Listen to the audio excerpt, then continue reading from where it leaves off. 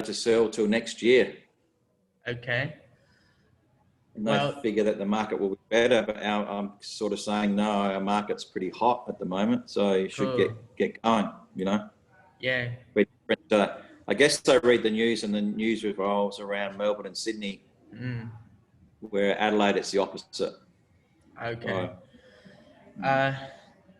Okay. Well, even for, okay, I mean, there are something I can share with you. You know, even if like you are in the real estate, maybe there are something I can share with you later on. I share with you. You must develop another source of income, I think, if the market is that bad. But let's say, by the way, the reason I give you a call, we jump on a call, you know, it's every time. That is a reason why I do this as well. Because I found out, you know, most people, if they just, you know, do a program, you know, they won't, you know, most people, they're just too busy, you know, and I've done many programs as well. I found out most people join a program, you know, they are just get caught up, and they are really busy. So so eventually, you know, I found out, you know, the best way, you know, to work with other people, which is doing something called a collaboration, which is just like you and me, you know, every 2 weeks we catch up, and it's kind of like I'm not business partner with you. I'm just a partner with a marketing side, and so every time, you know, you have a challenge, and then I can, you know, share what I know, and with the skill I've got, you know, help you, you know, overcome the challenge. And I realized this is really important. Just a few weeks ago, I talked to my tax accountant, and I usually just think about, like, you know, my tax accountant just, you know, do the bookkeeping and help me do the annual tax. I only saw him pretty much once a year. That's what I did.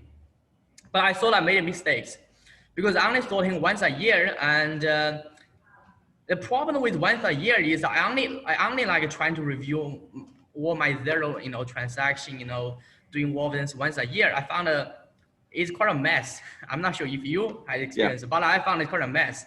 And so from my experience, I know I need to see my accountant I'm trying to see him every month, and trying to, you know, try to keep myself on the track. So same as you as well, I'm sure. Like, so the reason why I do this one is kind of like, you know, do the monthly meeting with my accountant, because to help you keep on track and also move faster. So, you know, I also want to ask, you know, what will be the, you know, biggest challenge you are facing right now, like in terms of your business? Then I may come up with some of the strategy help you move faster as well. What's the biggest challenge you think you're facing right now? Oh, yeah, at the moment is, so we're doing plenty of appraisals, but yeah, it's just things seem to be taking a bit more time. Spring kind of, there's buyers out, but just time at the moment. And there's there seems to be a lot to do. So I've been found on Google a fair bit. Yeah.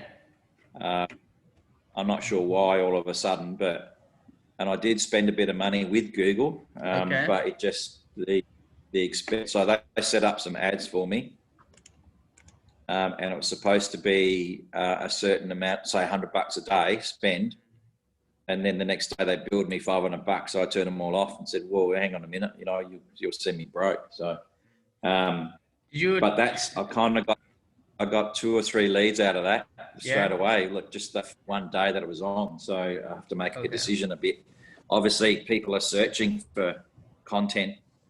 But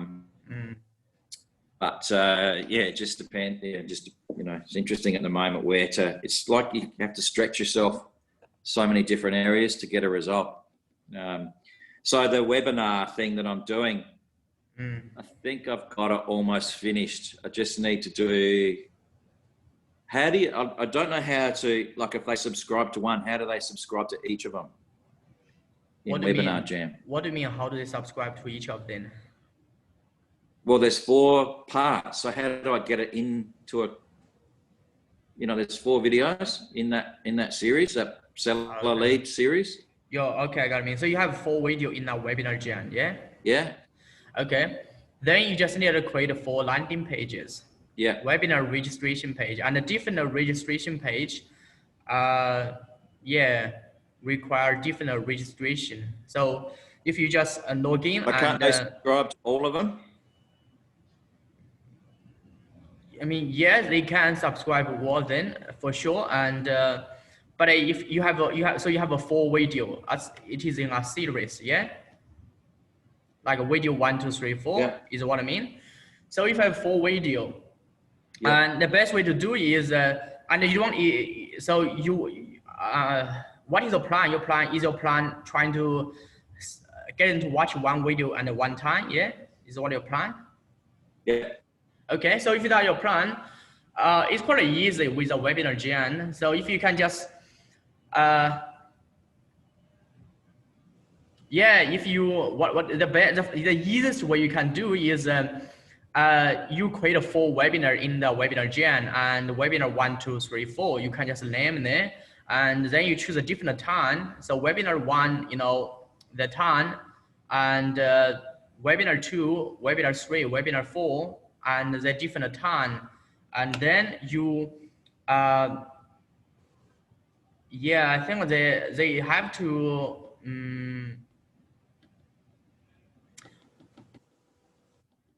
yeah, they have to register like 4 times. That's a problem as well. They have to register 4 times. Okay. Yeah, so if you send a 1 and they watch the 1, second one watch a second one, third one watch a third one. Okay. Yeah, because it is webinar. There's no way you can. Yeah, they have to register. It's not a recording you put on the website, so they have to, you know, register 4 times. They have to subscribe 4 times. That's a way to do it. But you can definitely, you know, put a different time, schedule different time to run a webinar. Okay. All right. Well, I just need to get it out there now, I guess. Yeah. Okay. Okay. And so webinar, okay, that is something you feel a bit of struggle with. What else you feel a bit of struggle with? Oh no, just yeah, not I don't know, just converting, just, you know, the numbers are. Okay, so you say you got a proposal. How many proposals have you got from you know, from kind of marketing you're doing? How many have you got? 80. You got 80. Yeah, from Facebook. Okay, so are there, you know, are there people who live in the local area? Yeah. Okay, so 3 different suburbs. So you already talked to them. They live in the local area, yeah. Okay, yeah. And so they are the property owner. They're not tenants. They have the property, yeah. Yeah. Okay. Then when you talk to them, what did they told to you? What's the feedback do you get from them? They're looking at selling, but not yet. So 6 to 12 months. Okay. Or 12 to 18. Yeah. So what's the reason why they need to wait for 6 to 12 months? Most of them don't really give a reason. Just said, that's when I'm ready to sell. So, okay. Okay. So I sort of say to them, well, if I found the right buyer for the right price now, would you sell? Oh, maybe. Oh, okay. So it's very but they are watching. So I then do a bomb video and give them a market update, and I do update them in that series. Yeah. Yeah. So then I'll probably set up this webinar jam series for them to just keep myself there, you know. So. Okay. Well, even if without a webinar, there is a strategy. Okay. I thought I already you told me it's problem a few weeks ago. I mean, well, I think I can spend a bit more time really help you understand how it works. This does really work. I mean, I've done a lot of research and also I've tried it, and it's something called education-based marketing. If you wanted to convert this, you know, the people, they're not thinking about selling, and but but there is a way to get them to sell. I mean, there is a way. I tell you a quick story about this. Then you will understand what I mean. Yeah.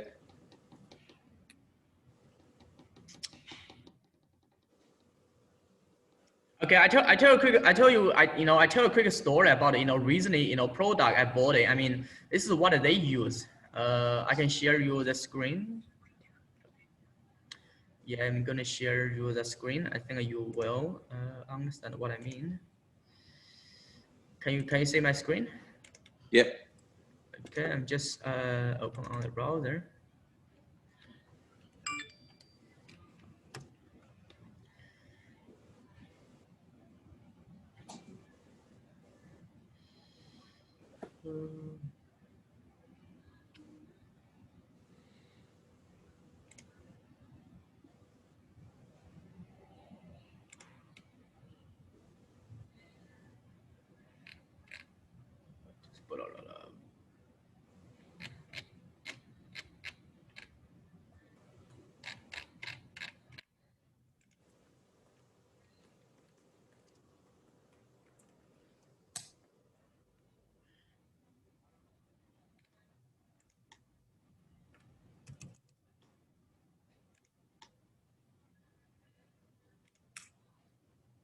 Okay, I'm gonna share you the story. I mean, and this is a marketing strategy has been used by this company and this company.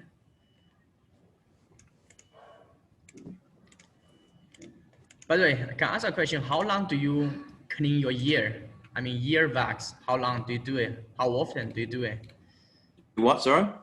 How often do you clear your ear wax? The wax in your ear. Ear wax. Oh, yeah, a couple of years ago. Couple years ago. I show you a video, then I think you'll be shocked. You can watch it as well. I mean, where's that one? It's quite disgusting.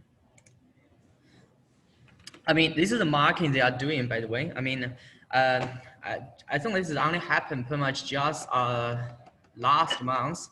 You know, I was, is one day I saw like a video and I saw like there's a doctor.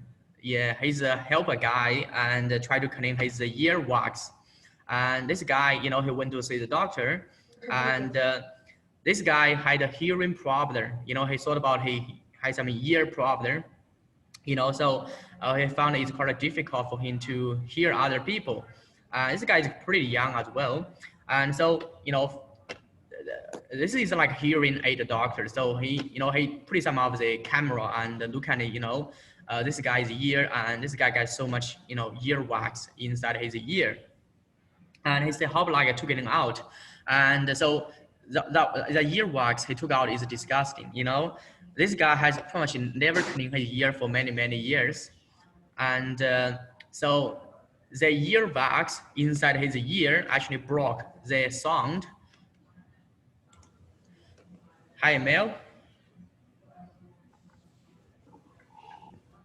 Hello? Hello? I'm not sure if she heard me. She just joined.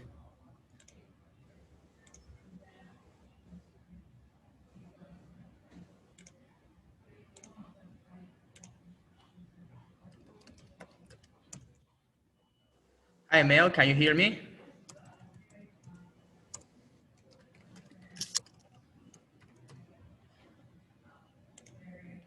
Can you hear me?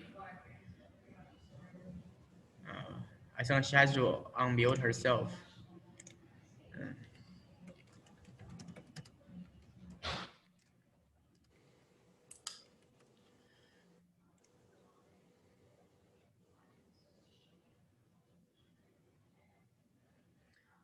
Although we can just keep going. Maybe she jump on. So yep. And so I was watching a video. I mean, and I thought about it. I have never took the ear wax for a long time. And yep. Do I have it? Then I did research. I watched the video from beginning to the end. And so what I found out is then the doctor, shared some of the advice as well. He said, most of people actually don't know about this. If you have a lot of earwax, inside your ear, and you don't took it out, it causes a lot of the health issue. And Yeah. one of the issue, which is a hearing loss, which is you won't able to hear other people, and also dementia as well, and also a lot of the like a dizzy and headache. And by the way, the medical advice the doctor was sharing was really, really like scary. It is really scary. The kind of the disease, the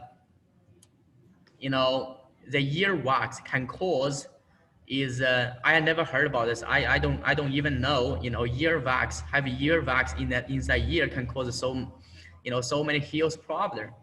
Yeah. So I have no idea. I never thought about it, trying to, in the past I used to try to use some,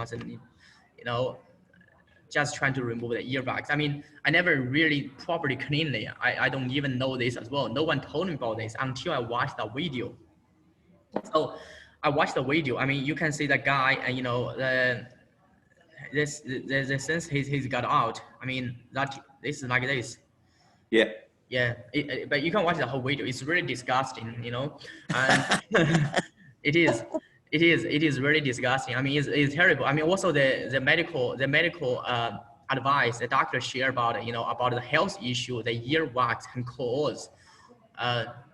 Most people don't know about this. I don't even know about it. I don't even know, earwax can cause so many, health problems. Truly, a lot of the people in the old age, when they're getting older, and they had a dementia, and one of the major reason is because earwax. And I don't even know that. And a lot of people, but do you use a earphone a lot? Earphone, like headphone a lot? Yeah. Yeah, if you use a lot, and most people if you use a lot, and actually by using earphone can produce a lot of the like earwax inside your ear. If you use a lot, I use a lot as well, and then I saw that it's really disgusting. Then I watched the video. Actually, a doctor and told me to buy one of these. This is something I don't even know what this is unless I check it on Amazon. They told me this is a if you. I mean, uh, actually in the clinic, this is what they use to clean people's ear. It's only $30, but you put this sense inside your ear, and then you kind of like you put your hydroxide. Hey, just Yeah. slightly, because it's echoing everywhere and it's going throughout the whole building. So just take it down a notch, please. Yeah, and I'm just in a workplace. I don't have to lower down the value bit. Okay. Yeah, so then I realized the problem, of another one. I instantly, just bought that one and use that one actually clean. I took a lot of earwax out from my ear as well just a few weeks ago, and bought this one and also then bought another one. So, I mean, the reason I want to share you a story is this is something called education-based marketing. Education-based marketing is most people don't know what they don't know. They don't know, like I don't even know I have the earwax cause so much problem, and I don't even know, I have to clean the ear, so this is and once someone record a video to educate me, to share with me with that, and then they told me, okay, this is the best product I need to purchase. So that is why I made a purchase. And does that make sense for you, by the way? Yeah. Yeah. So education-based marketing has been there.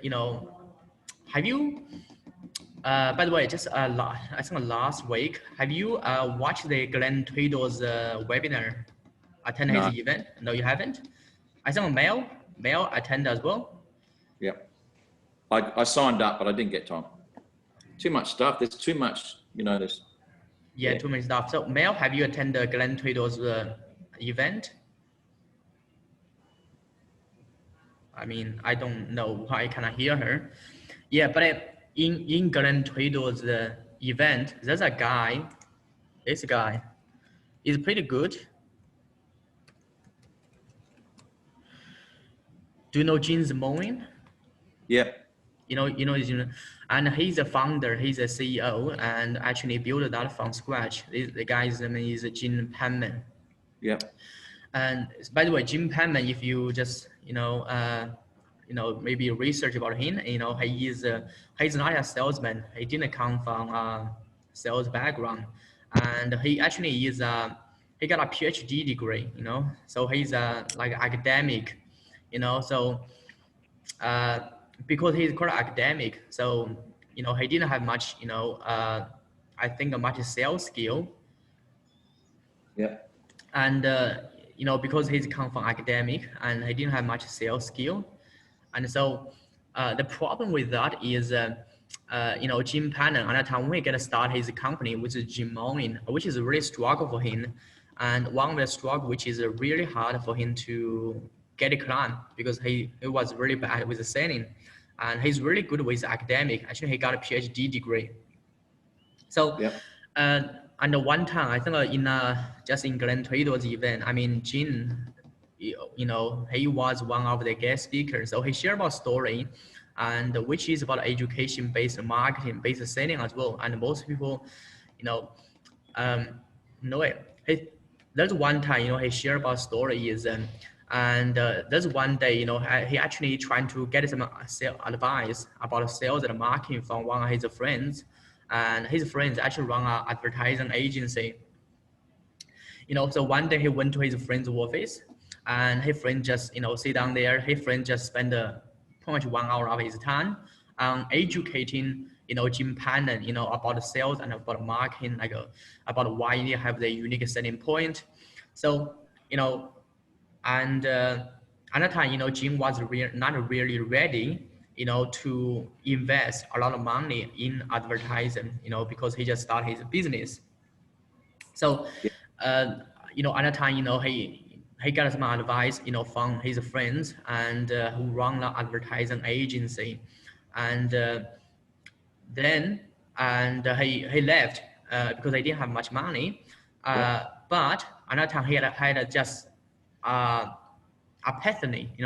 He thought about it. That guy is such good because he's ready to invest. He's ready to spend money with his friends. Why?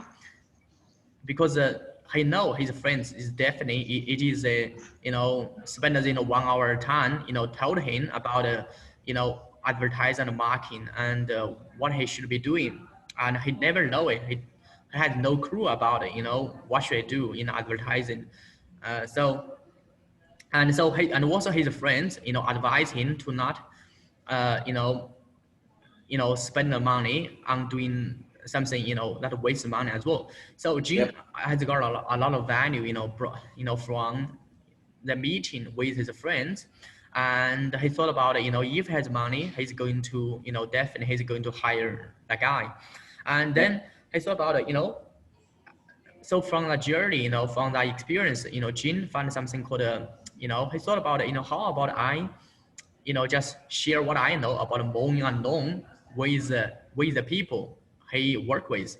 At that time, he knows something, about cutting the grass. Actually, he thought about it. You have to cut the grass, and there's some of the tricks. There's some of the strategy, you can use when the mowing and lawn that will make your grass cut as lean and also as possible. So he thought about it, how would I give a try? So he just, did what the advertising guy did for him. He just said, okay, how about I just, next time I went to a sales meeting, and then I just, instead I'm trying to sell them, give them a like brochure or tell them the price I charge. So he went to there and just, share the advice about how to mow the lawn with a property owner. So, and he went to there and he did it, and the great news is the property owner really had no idea about it, because most of the guys just cut the lawn and cut the grass and mow the lawn and left and just pay for it. And so then when Jin come here, he spent about like 30 minutes, 1 hour, share about, you know, how to mow and lawn, how to cut the grass, and if the property owner want to do by himself. And so, and, you know, so I think that is a first successful sale he made from using a strategy. And so after that, what he did is he just, you know, taught everyone work for him and to use a strategy, which is always working on educating his client, educating his prospect, become smarter decision maker when they trying to hire people, you know, to cut the grass, mow and lawn. That is how he built his company, which is Jin's Mowing, to a $1 billion company. And it's a true story. He shared about it in the Glenn Tweedle's event. I mean, I never heard about this one, but then I heard about it. I thought about it, you know, yeah, he get it. You know, that is the way, you know. So this is something called education-based marketing. If you, not many people know about it. By the way, even for Jin, you know, Jim Pannon, he doesn't even know what he was doing as well. But I first heard about this one pretty much in a sales training. There's a guy, you know, who teaches this. And then I found that, you know, this is the way to go. I think this is the way going to solve the problem you are facing as well, education-based. Yeah. Education-based selling.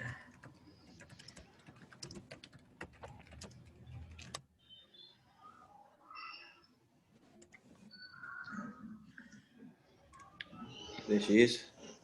It is education-based selling I first time heard about it from a sales training, and the guy actually he learned from a guy's name is Geoff Kaufman. He mentioned about it inside his book, and this book is New York Times bestseller as well. And I think if anyone wants to run business, they have to read it. It is an MBA book. It's a book about MBA, but MBA is not just MBA in the college. MBA is real world MBA. So education-based selling, by the way, this is a technical definition. Education-based selling is a process of making your prospect better and more informed customers. So by investing time and energy in making your customers smarter, you're simultaneously building trust and making them more interested in your offer. And remember, you know, to do this properly, you have to know more than your customer. Otherwise, you're scaling away. So this is the way to go. I mean, this is the most cutting edge selling method I think I have ever discovered. You know, I've done a lot of sales training as well, but I think this is this is inside the book, and the guy Geoff Kaufman, and he explained very well, and education-based selling. And so just like what this video did as well. Josh Kaufman, that's funny. Yeah, Josh Kaufman. This doctor, he create a video to educate people, why you need to get the earwax out and what's the health problem, you can get, by having too much earwax in your ear.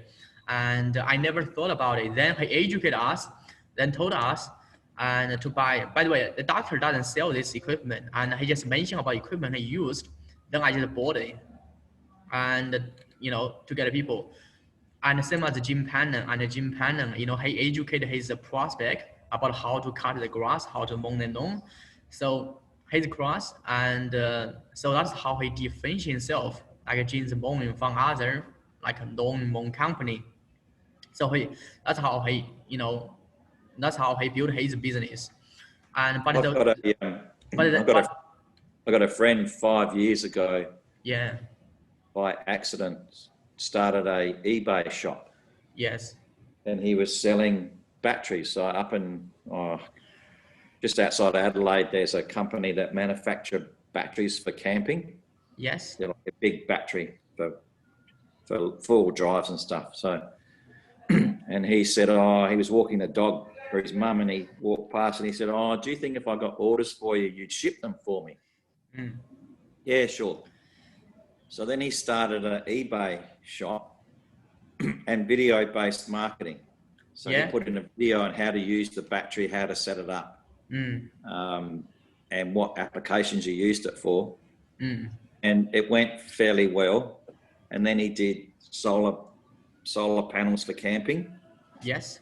And other gear, so eskies and stuff like that. Mm. He now does about 5 or 6 million a month. Mm. Wow. In sales. That's the label. That's him. yeah. Got a warehouse in Vietnam, one in China, Brisbane. He's about to shut Brisbane because he can't get staff. Mm. A call center, and it's all video-based selling. Mm. That's Wow. it. That's it. I mean, but there is a process. I mean, the concept is, it is. I mean, I think there is a sales revolution going on this stage, especially internet come out, and most people actually don't know the revolution come out. But because I've done, some of the sales training and learn about what sort of sales, training. What initial, I think this is the most cutting edge one. It is going to most real agent now. I mean, they still like use a bit of traditional selling. I give you a bit of history about. The history though, but our process normally is that when it's quiet and we don't get inquiry, so we go back to the days of the paper. So the paper, you have one ad, and it's one picture, maybe, and a phone number. And same with the internet. When we're quiet on the internet, we take everything off except one picture and call us, because at least you're getting inquiry. So at the moment, like with COVID, when they couldn't come to an open inspection, I actually did much better. Great. And since COVID, I've had opens. Terrible, been horrible. Right? But as soon as something's under contract or under offer, or you don't open it, the phone rings and the emails come. It's just, so it's our mindset is provide less information, at least you get a call, and at least you can convert the call if you're speaking to them. I had some woman ring me at 9 o'clock on Sunday morning about a listing, and I tried all day to call the bitch, and she wouldn't answer the phone. And then yesterday I said, look, you rang me at 9 o'clock in the morning on a Sunday. Why didn't you answer your phone? Oh, I'm not really interested in that house. We haven't even looked at it. So it's different. It's a different, real estate's always been a little bit different mindset, I guess. And COVID, because people couldn't look at something, they wanted to. So yes, I mean, I totally get it. COVID, that does impact, with the people, and does impact, people's decision, people think about it, when they want to sell and when they want. Yeah. So we're dealing with two different clients. So we provide all that information to get a lead, to get a listing, to get an appraisal. But when we sell, it's kind of, you've got to do do a different sort of scenario. Whereas you can either go over the top with marketing, old furniture, great photos, video, everything else, just to get people there because the house is a shitbox, or provide less to just, and in Adelaide, we've got different demographics too. We've got some suburbs where you get 170 people, and yet in eastern suburbs, which is affluent, you might get 3 or 4 at an open. So it's very different to wherever you're selling. So let me ask a question. How do you position yourself? Do you position yourself as just a real estate agent? How do you position yourself, Brett? I'm only, I guess, past reputation, I guess. Yeah. And I've always done off-market transactions. Yes. Always, which has been quite good. Yeah. And they want to know, and I work my buyers pretty hard. So I speak to my buyers until they've bought something. Yes. And I know that a lot of my buyers only look every spring. And then they forget about it for the rest of the year. They can't be bothered. Yeah. Okay. So I think probably later I'll go to that model of buyer's agent scenario. Yeah. Okay. And we've always done the WeChat. We've always had Chinese agents. This is the first time I haven't had one. So,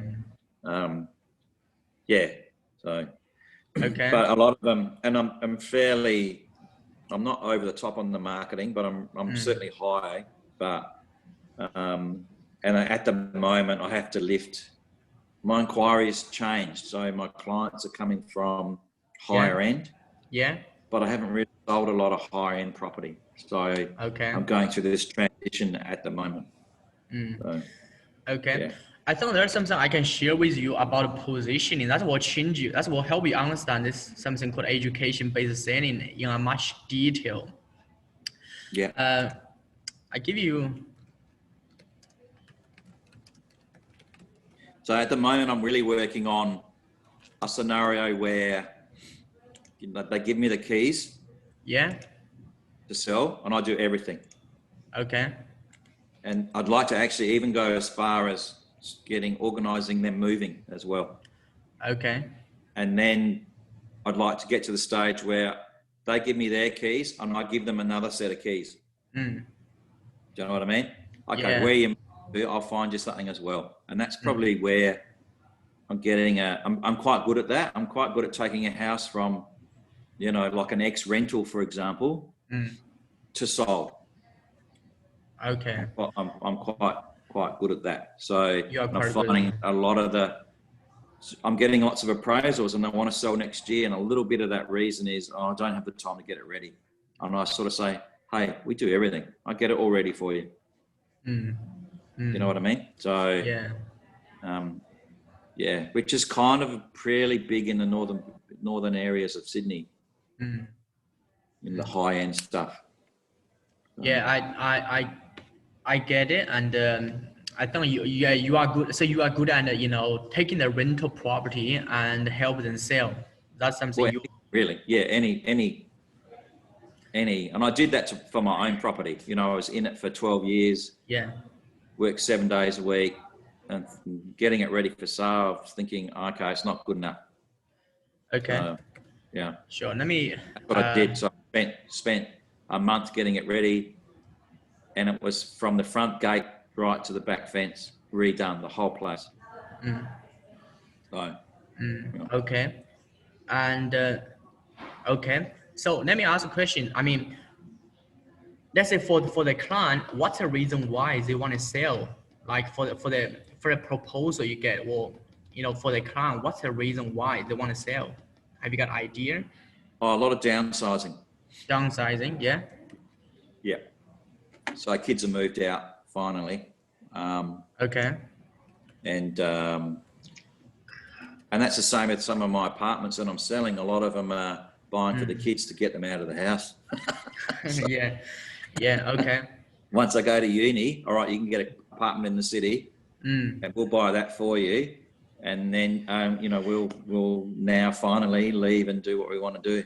So, but yeah, downsizing is a big one. Downsizing is a big one.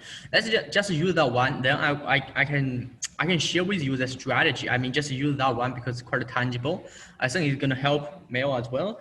And how you can get people, from downsizing who are not thinking about selling, or not thinking about selling, but who are maybe just thinking about going to sell in 12 or 24 months time, how you can speed up the process and faster. Yep.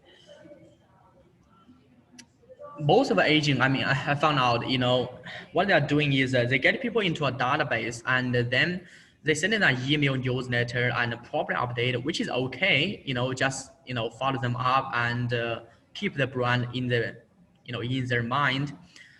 I know most of the agents are doing that, but I've done that for the agent as well. We schedule a lot of email newsletters sent out. But I remember yes, I think for one of the agent I work with in the past, yes, some of the prospect, when they're ready, then they just, contact the agent, because the agent, keep following up for a long time. And, but the agent, I'll tell you a quick story about that. I remember, there is one time, you know, I think I usually schedule about like a 12 email newsletter, you know, to the prospect, you know, send it to the agent's database. And it take a long time as well, you know, and I check about it, you know, most of the time, you know, the prospect, you know, don't open an email, and also I'm not sure if they read about an email as well. So at that time, you know, I was trying to find out, you know, how I can speed up the process, you know. Yep. You know, it took a long time as well from that guy, you know, put in the database and to become sale, because I can see how many email he opened and when, you know, I'm sure in MailChimp you can track something like this. So I track a long time. Then at that time I had a question, I asked him how I can speed up the process. And that's the reason why, you know, the webinar come out. And so at that time, you know, I didn't thought about the webinar. I saw actually the webinar is an interview. You know, I asked the agent to, you know, to do with one of his colleagues. I say, you know, can you share something, you know, about, you know, sell the property, you know, how you can help the, you know, prospect vendor. You know, Yep. I just say what do you know about it? And that time I was explain what I explained to you about education based on selling. I say, do you know anything, you know, do you know anything, you know, you can share with your prospect vendor and to help them, you know, to help the prospect vendor sell the house smarter, faster. You know, he's been in the industry, you know, for a number of years. Of course, he he has some of the skill and knowledge, like about like how, you know, prospect vendor can just make some changes about the property, like renovate the kitchen and do the landscaping. You know, it's just normal things. I think you know as well. Then I thought, you know, can you just, you know, record a video, you know, at the time, I'm not sure about a company called Campaign Track. Yep. Yeah. So he, you know, he's my grad agent, you know, he's with the Campaign Track. I said, okay. I said, who is doing video with you? I say, company called Campaign Track. I said, okay, call Campaign Track and say, you know, they can, you know, record up. You want to do professional as well. And then this can be your profile video. And at the time I didn't even have a profile video. I said, this can be your profile video. And also this can be your marketing video. So, and he agreed, you know, to do that. So then we put in a video, and we have the video and ready. And that time, first time, you know, we didn't just run a webinar. So what I did is I just sent a video to his database. You know, in the past we usually schedule like 12 email newsletter and send out. I said, how about we send a video to say, you know, if we get a better result. So finish the video and took his video editing, you know, a couple of weeks, you know, to edit it. And it's about like a 30 minutes, you know, interview, because they share a lot. So after, you know, like interview have been done, and then it is the people from his database. And but instantly I get some of the people, you know, who had the inquiry, because people can reply that email as well. They said, you know, hi David, do you want to, I have watched your video and I just really like what you shared, and do you want to give me a call and to say if you can help me in this property? And I saw a reply from one of his leads in his database, and I was quite shocked. I thought I didn't expect so fast, but it is. And from a 30 minutes, I don't know. I mean, his database, I think probably over 1,000 people. I put all of the property seller and buyer in the project in one. It's been messy, but we just send it to everyone. And but just send out that video, and he got a few inquiry instantly. And at the time, I just had a bit of epiphany. I just realized in the past, we sent about like 12 email. Every email we schedule pretty much a week send out. We don't get it this fast. So that is the time, you know, I started thinking about it, you know, how we can, you know, doing in a video format. That's why, you know, we discover webinar, we discover something. But the strategy I think I share with him is the same as well. So if you want to look at the company, like look at the people like downsizing, and so that means the people, they are thinking about downsizing. Yeah. Yep. Okay. this is the position. I think maybe, I'm not sure if someone told you, but I can share with you something called a strategic positioning. Then you understand what I mean. And then you understand what I mean. Let's say, first one I share with you something about this one. This is one of the research, I think I showed you, it's one of the research has been done, you know, said only 3% of people who are thinking about, you know, selling, and which is talking to an agent right now. 7% of people, you know, who are thinking about, you know, trying to, you know, they are looking for some information to help them selling. They're either looking for, okay, what should they do, you know, before they selling. And that is why real estate agent, realestate.com.au, domain.com.au, you know, they put so much information and try to capture the people here. Then 30% of people, you know, who are not thinking about selling and who may just interested about it, they have no idea.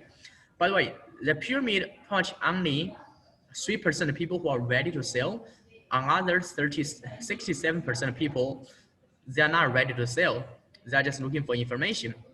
Yep. So I know that. Then I was thinking about how we can apply. This is something I, you know, and where is it? This is something I think I figured out. And also this is something, you know, has been used in the real estate, especially in, you know, really in real estate, they do it as well. So if you position yourself as a real estate agent, like a real estate agent, local real estate agent, you're only going to get 3% of the people, potential sellers. So you only get the 3% of the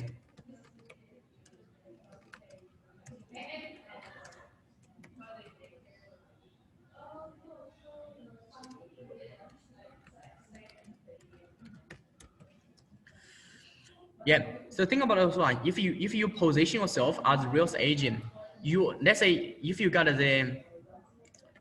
1,000 potential seller in your, I mean, that's a potential. If you got a, let's say if you got like 10,000 property in your local area, you only going to capture people like 300 of them. Yeah, pretty much 300 seller, potential seller. That means the 300 people who are, you know, who are ready to talk to a real estate agent, and they are happy for you to send them a proposal. If you position yourself as a real estate agent, and this is what you're going to capture. But if you position yourself, I'm just use the, you know, the downsizing as example. Let me just use a buyer's agent. You will understand because I understand the buyer's agent. And then 3% of market share. Where is it?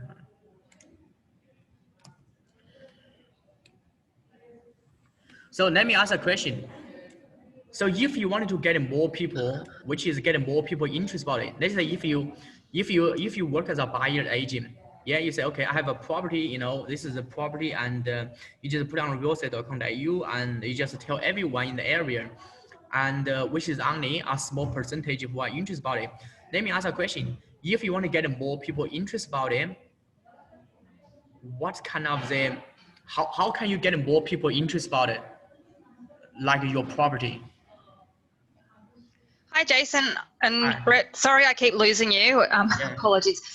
Yeah, I've been thinking a lot about this a lot lately, like, because I just spend so much of my time working with buyers and I end up with nothing really. So, but I think it's a great strategy, like what I'm currently doing. If I'm a local agent in one area and I'm working with buyers that are relocating from Melbourne, Sydney, Central Coast, but then having the option. So perhaps I'm still a listing agent in one specific area. So then I can capture those leads, because most of my database are the buyers. A lot of them have moved on. Some are still working. A lot of them, yeah, and I want to work on another angle to capture the listing, like the local residents. Two different struggles. But yeah, but that's, I think, the strategy that I've been leaning towards is still being a local agent to capture the buyer leads, and then having, yeah, different opportunities, maybe along the whole East Coast or in other places. So if I can't service them, then I could then pass them on. Okay, the strategy I think will work for you as well. So, okay, this is not only will help you capture more leads for sure. This will help you capture more leads. Yeah. But more importantly, this will help you and systematically, strategically moving people who are not thinking about selling to people who are ready to sell or ready to buy, because the psychology behind it is proving to work. You know, truly, I don't want to go into a detail of the psychology, but I explain the strategy first. So if you work as a buyer's agent, I'm just use that buyer's example because it's just easy for everyone to understand it. If you work as a buyer's agent, you only capture 3% of people who are interested in buying a property, because 3% of people who are, you know, think about it. And so let me ask a question. If you wanted to get more people interested about it, how can you get more people interested about it, the property you are selling? How can you capture more leads, or how can you get more people interested about it? Do you mean like, well, yeah, I guess you could capture leads like by using a different angle to get them into your database, which is just getting them in, and then give them the true message of what you're trying to do. Yeah, another way you can do, which is position yourself like as a property. That's something people already been doing now. I think property investment consultant. So if you work as a buyer's agent, which is you have a property, and of course, if the people already been educated, they already know which property to buy, of course, they're going to contact you and just buy a property from you. And then you can do it. But if you position yourself as a property investment consultant, you're going to capture you're going to cover a bit more percentage of the pyramid. You're going to cover the 7% to pretty much 30%. You're going to pretty much cover the 37% of the market share. So I did a webinar series with an accountant. Yeah. During COVID every Saturday. So and recorded it, thankfully, and that'll be my next. So I'll duplicate what you've done, or what I'm learning from you for the webinar jam stuff, and I'll duplicate that to an accounting webinar. He got more leads than I did. Yeah. That is a good move. That is a right move, because if you educate people accounting, educate people about you know, how they can buy a property and just to pay less tax. You know, I mean, this strategy has been used pretty much. Most people know how to do it, but are still a lot of people who don't know how to pay less tax by using property. So if you can educate that, you can capture more attention. Then you're going to, so your job. We didn't really. He was a bit reluctant to go that angle, and so we went with. We went through two different scenarios. So I asked him when we set this up. I said to him, "Okay, do you have a lot of property investors on your database already?" Yes. And what sort of scenario are they? Are they looking at reducing tax? And he said, no, not really. So there's two angles where most of the investors, and these are people with multiple properties. They're not just having a crack and having a go and pulling out, which is what most people happen. So there's two angles to property investment that his clients got, you know, like why they're doing it. And the first reason is to pass on wealth to their kids. Okay. Because property is just getting out of control. And the second one was for income in retirement, their own independent income from super, because they're not going to get it, basically.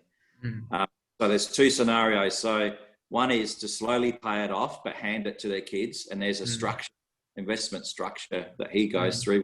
And then the second option is, income in retirement. Retirement. He focuses on. So, and like, you either buy an investment property for income and they're not the ones that have growth, or like a beach shack, for example.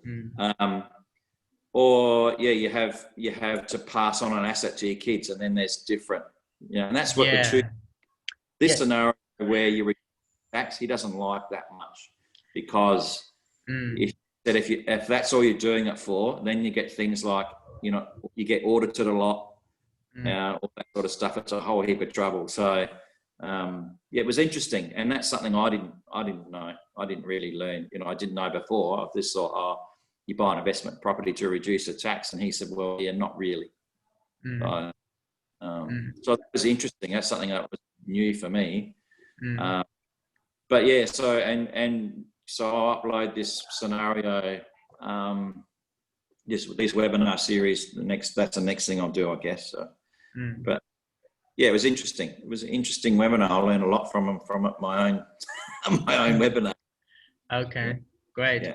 Yeah. I mean, yeah, I can say, you know, what you have to find is an open-minded people to partner with. You know, not every tax accountant who are open-minded, who some of them quite skeptical, and some of them the mindset is I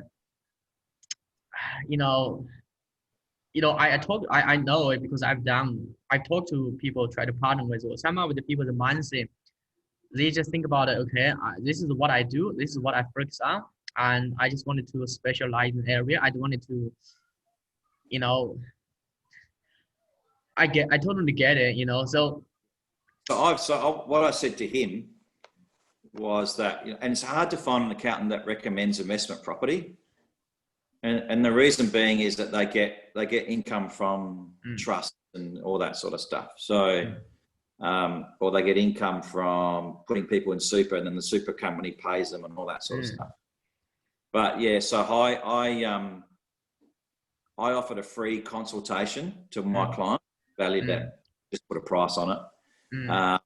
And he got 5 or 6 leads out of that, which is good for him, new clients, but he gets the money from structuring things and running a trust and all that sort of stuff, he said. So yeah. And people with investment properties, he sort of bills them. He's got a set fee for how many properties. So yeah, I guess finding a good accountant like that is rare. And the reason being is they don't earn a lot of money, but also some investment properties I actually get a lot of money too. So I'll say I can build a fee to him. So if his clients buy through me, I pay him a referral fee. Okay. First is educate everyone about. I'll share with you like how you can educate them about partner with you. But let's say not every 100% of everyone they are going to be open-minded. But I'm going to show you the process, like how you can help them shift the mindset a bit. Then then I'm going to maybe share with you, how you can select with the people who are open-minded, who will need to do that, because not everyone who are open-minded, yes, I do know not everyone open-minded, but let's continue with this one. So if you want to capture more people in your database, first one is if you just, position yourself as a buyer's agent, and which is you say, okay, I have the property and, this is the property I've got in my portfolio, and people just come to you and buy the property, and you just, look at how much money they've got. Then you just look at the property you've got, and then you just send it them based on the budget, based on the financial budget they have got. Then you just, send it the property they've got. So that's the buyer's agent's job. So buyer's agent's job like this is buyer's agent's job. Basically, it is I think buyer's agent's job is just really, really simple. Their job is because I was working as a buyer's agent just 2 years ago with real estate company. At that time, they just partner with a company like Meriton, Londonese, and Mavic. Some of the sell house and unpackage, sell the apartment. So basically, we have about like a couple hundreds property in them, to sell. Not only we sell it, other real estate agents sell as well. And so when we have the prospect and we just ask them how much money they've got and how much they can pay, then we look at what based on the budget they've got, advising to buy the most probably they can. So that is a buyer's agent job. It's really simple. That is why buyer's agent don't offer much value, you know. Buyer's agent, pretty much that's their job. And if the problem with that, you know, one at a time, I share a quick story. At a time, I'm not sure if you heard about the, in Sydney, we have the something called we have the property expo every single year. I'm not sure in Melbourne or in Adelaide you have something like that, but we have the property expo actually in the International Convention Center near Darling Harbour. So they have pretty much every single year. And I remember 2 years ago, you know, I was working with a company, and then one time, you know, in the property expo, there are so many agents, you know, who just show, you know, the property they've got, you know, who just show the in an international property expo, and there are about like 10,000 people attending. They run it for 2 days. Yeah, pretty much about 10,000 people attending. Another time, every buyer's agent, another time, what they're trying to do is they just, you know, talk to the prospect and say, okay, you know, which property you look at it. They ask the question, which property you look at it, and which area you look at it, and how much budget you got. So that's how they get it. You know, that's how, you know, when every prospect walk into the door, going to the expo, you know, they just ask them. Yeah, another time, you know, because I know this, another time actually I got the guy actually in the same company. He just, you know, every time walking the door, he just, you know, ask the people. He sort of he assume in everyone know every single property. He assume, you know, everyone just come here to stay at property. So he just give them brochure and tell them, you know, feature and benefit of buying this, that. And so he got about like 5 or 6 prospects. And another time, because I know it, because another time I get, you know, I got some marketing skills, so I know it. Not everyone, you know, who are very educated about buying like investing property. Most people come to the property expo, they may just curious about it. So I did something actually quite interesting as well. And then I use what I shared with you. I said, you know, so I didn't position myself as a buyer's agent. And actually I positioned myself as a wealth coach. So if you position as a wealth coach, you can say, okay, so wealth coach, you're gonna capture 67%. Wow. This is a strategic positioning, you know, I have discovered. It's very powerful as well.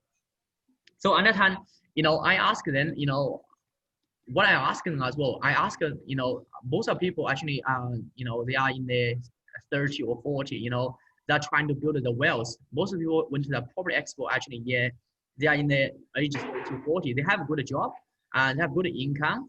And most of them pretty much, you know, I think about trying to build a wealth. Another time, you know, I told them, you know, I said, you know, I have some of the, another time I didn't run webinar, but I said, you know, we can book a meeting. You know, what I can do is, you know, I can show you, you know, how you can, you know, use a property, you know, to build a wealth. And most of people have you heard about Robert Kiyosaki, by the way? Yes. No, the guy, his name is write the book, Rich Dad Poor Dad. He like you know, educate people about the financial literacy. And may all know it, but I know as well. Another time I know it. Most people went to the property expo actually don't know Robert Kiyosaki as well. And so another time, what I did is really simple. What I did is one. So I just talked to them. I said, okay, do you know it? And I educated them about it, you know, something inside the book. I said, you know, do you know it? If you just have one source of income, which is what have you got? And you know, most people have no idea about, you know, how long the super can last. It's all about, you know, they have you know, they have enough super. So I give them out of the statistics, which is come from ABS, Australian Bureau Statistics.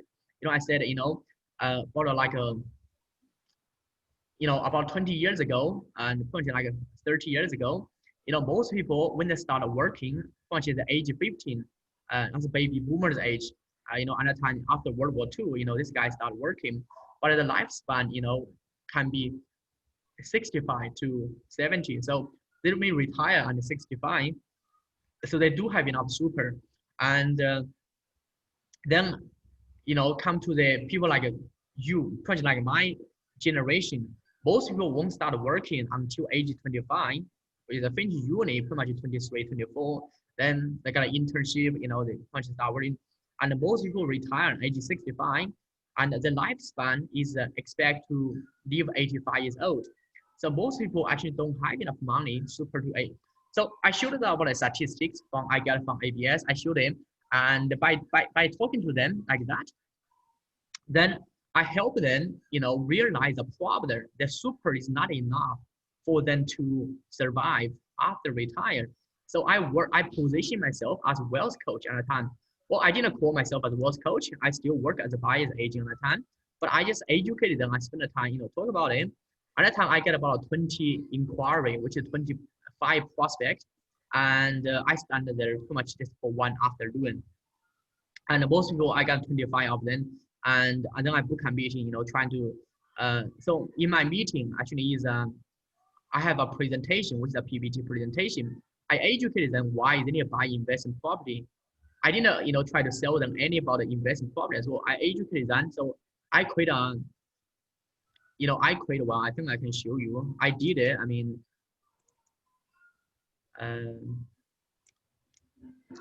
one of the,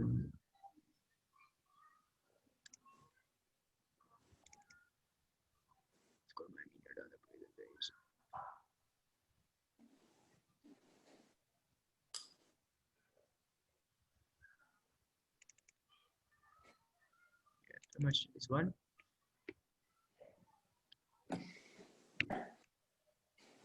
I think this can be used by Brett. If you sell any investment property, this can use it. I'm happy to share this with you because I don't use this anymore. But this is what I done in the 2018 when I work as a buyer's agent, and so I share with you, what you can use to get people who are not. This is a guy. His name is Giovanni. He got a really good IT job. He work in the Macquarie, which is I've heard about Macquarie Park. No, it is a high tech, suburb in Sydney, but in the west. But it's quite famous. He has a good job there. I mean, he has really good income. This guy. So I showed him this presentation and the time use the same strategy. I share with you as well. Yeah.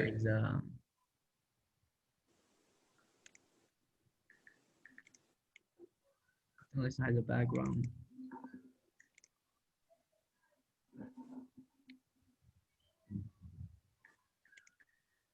Yeah, so this is what I did. This is basically what I did, and trying to.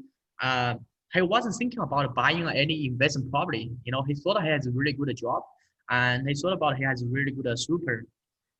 So I briefly go through this with you, and then you understand what I mean. I'm not going to go through the whole presentation. It's a very long time as well. So I create a presentation. I said, how to avoid, being paid for your bill after the income stop without getting help from others. Most people never think about it. So I create a presentation and educated him if he, lost his job, or even if he retired,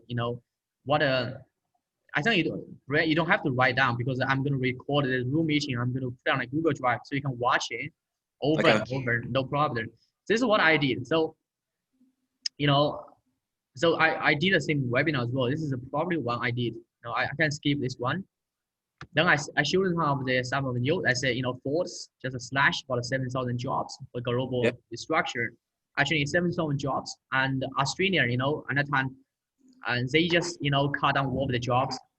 I remember the company called Hold On, and then they moved the manufacturing to China now. So a lot of people who was, just, cut down a lot of the jobs as well. And but this is about 2 years ago. This is the news at the time. And 5 million worth of job will be gone in 10 and 15 years. Most of the people, they don't know this. Just even if this is news, they are on the newspaper, but most people don't pay attention to this. They're really busy with just the working. And I showed about it, then I showed about it. Like I share about you, that's rich, that poor, that I share about it, why you need to have the second source of income, if your job get lost. I share about, this is just a book, I read about it, I think many years ago. That's how I get into a business. I share about it, with, I said, most people, at the time, the guy, his name is Giovanni, he worked as an employee, has a really good job. I showed him, the difference between, I'm not sure, have you heard about this, like a employee quadrant, right? Have you heard about it? Yeah. Yes. You heard about it? You say, become employee, you have a job, you need to become self-employed, own a job, become a business owner, become investor. This guy, he's really intelligent, he's an IT guy, but he just had no clue about financial literacy. He thought about it, he has a job. He went to traditional school, he went to uni, he got a really good degree, has got a job, but he has no idea about this three sectors. He have no clue about it. So I spent time, educating him about this. I'm just gonna skip this one. And so I spent the time, this is some of the information I just pull from internet. I didn't, I just pull from internet. I said, why? I said, stop asking, do I want to buy invest product? Do I need to buy one? And so I educated him. Basically, I was positioning myself as a wealth coach at the time. I said about it, according to ABS, this is something most people don't know about it. From 100 people, they have done their research. 24 people dead, 3 working. When they reach age 65, which is the baby boomer, and 1 person is wealthy, and 62 broke, and 5 still sell residential. So only 1 person who's financial free. And then ABS said if you earn about $800 per week, you are wealthy. And 76% 2 million worthy retiree living on $336 per week. So that is one of the statistics I just pulled from the ABS. And then I was giving them about this one to check if they are on financial track. Basically, it is a calculator. It is a calculator. They can put the wolf their figure, wolf the figure into the calculator, and then the track, basically how much money they need to have if the income gets stopped. So first one, I create a problem. I educate the problem. If they do the job, just like Woolworths or Ford or for any company, if they do the job, how much money they need to have the second source of income. Most people don't have it. So then they realize the problem. Then what I did is one. Then I educate the solution why they buy invest in property. At the time I was selling property. Then I did this one is I share about this one is number one. I share about this sense is how they can use basically the most predictable asset. What is invest in property, and that's how they can secure the family financial future. Use that one. So I get them to believe this is the guy name is Giovanni. He didn't even know this. So I share him. I get him to believe, the best vehicle for him to use, because I know also, helping analyze 3 other options. So I say, if you start a business, this guy, have never done any business before. He has no idea about how business works.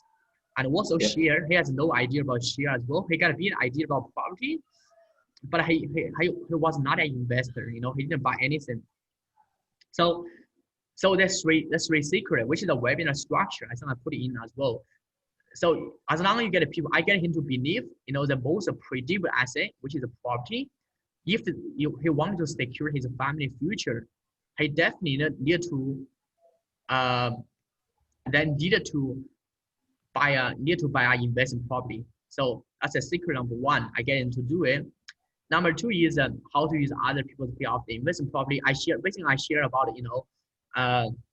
the banking loan. Most of they don't even know about it. They thought about this guy. He thought about it. He need to have a lot of money, and so I basically just pull a lot of the banking loan information and said you don't have to come up with the money. So I give that information. The third secret I share about it, how he can buy the right kind of property and the right time and the right location.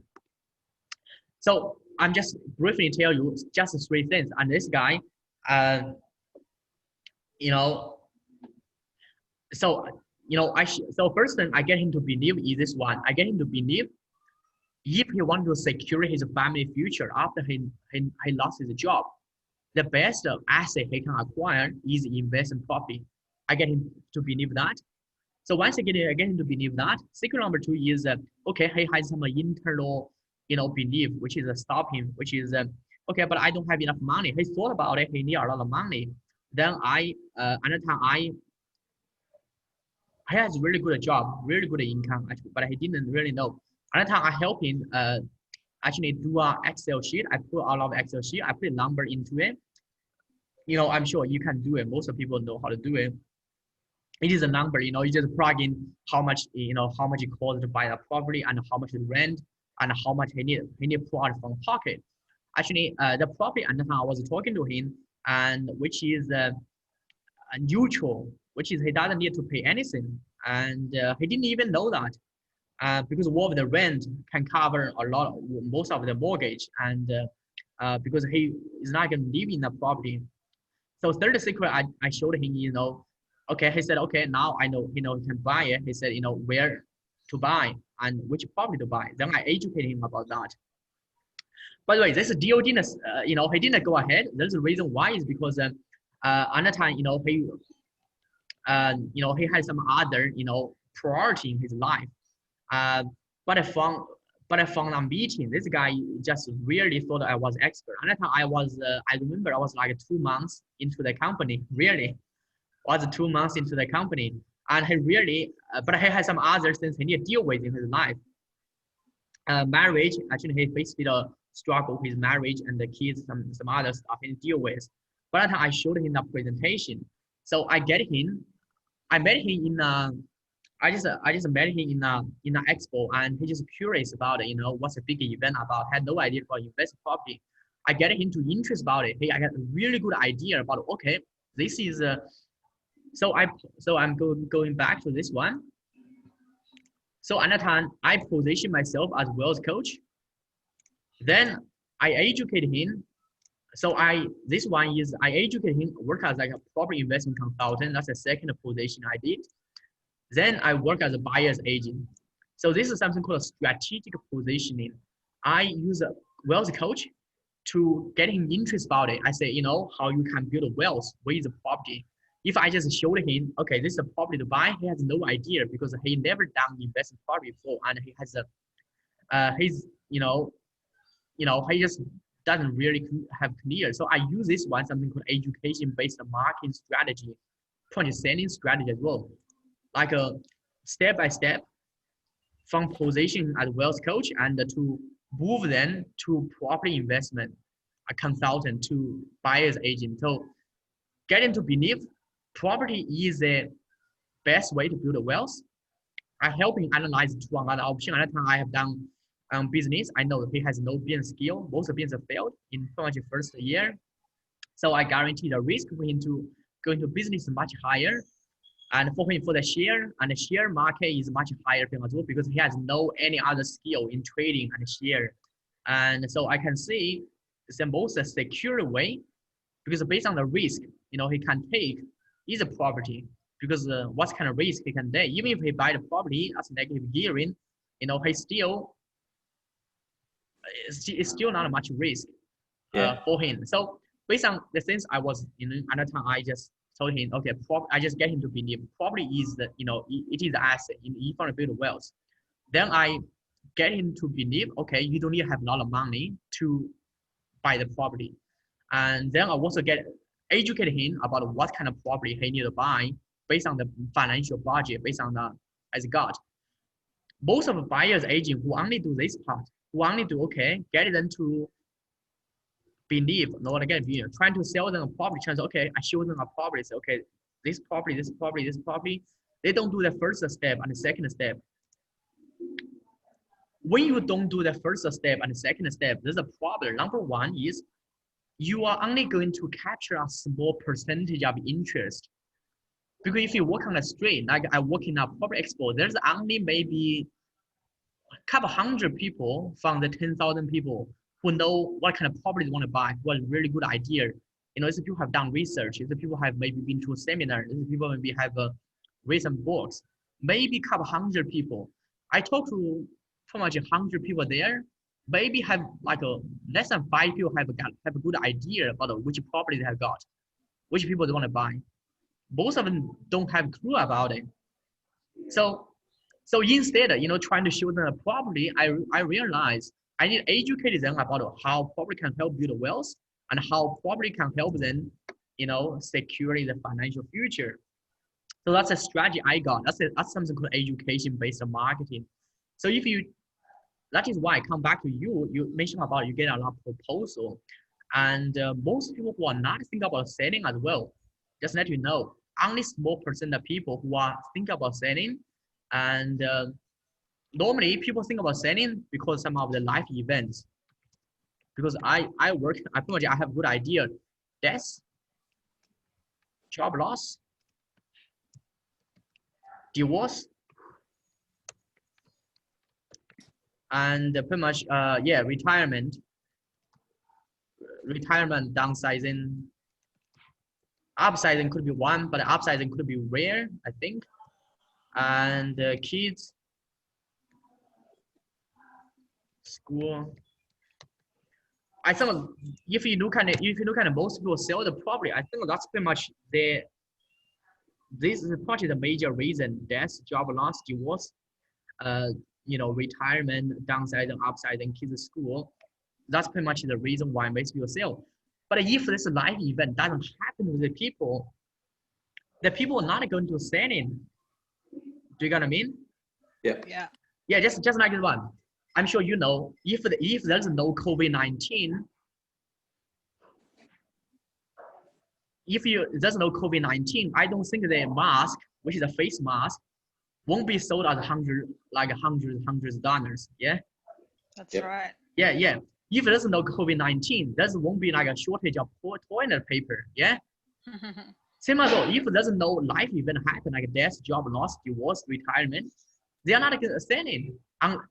This is something I learned about human behavior psychology. You know, I spent a lot of time, you know, learn about human behavior psychology as well. Most of people, probably not every people, everyone as well, is something happen, is the urging, is like they have to make a decision, then they sell.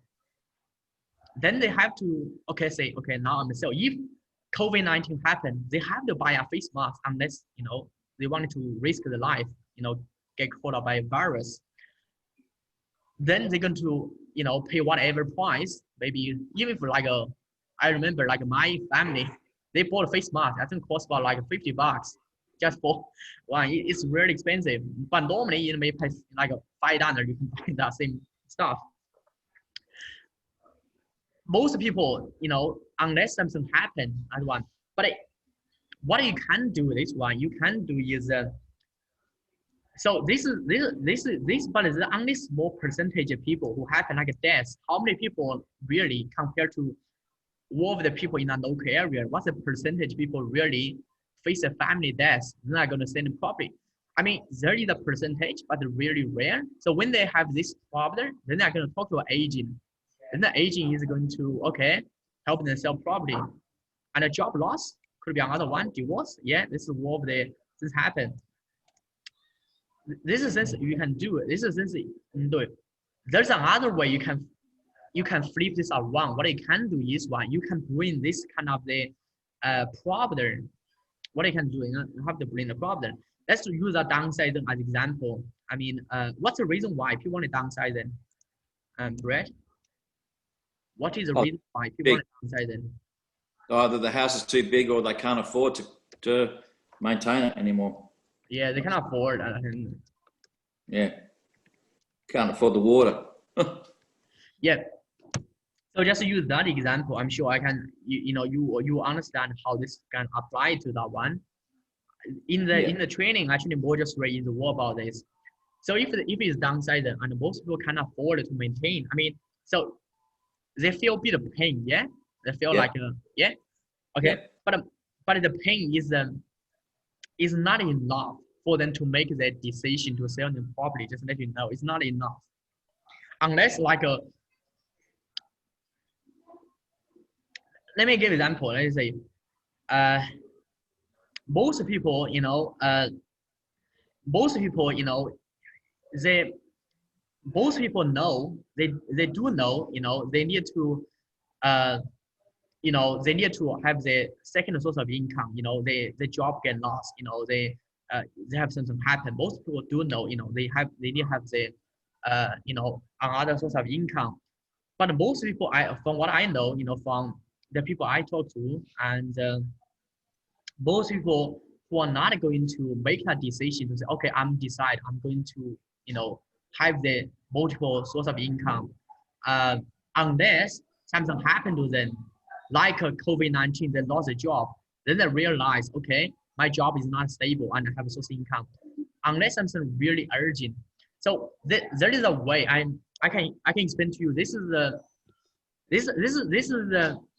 has been used a lot by by the Anthony Robbins in his fire working seminar. It really has been used a lot. He's I think he used a lot to get people to do this. But this is the selling strategy. This is a selling psychology. I think behind it to make it work. If you want to get people make the decision faster, the first one you have to help them define the problem, which is like this one. Define the problem, which is they can't afford to maintain anymore, which is it's quite painful, yeah, because I mean they retire, they don't have enough money, so it is painful. That is the problem.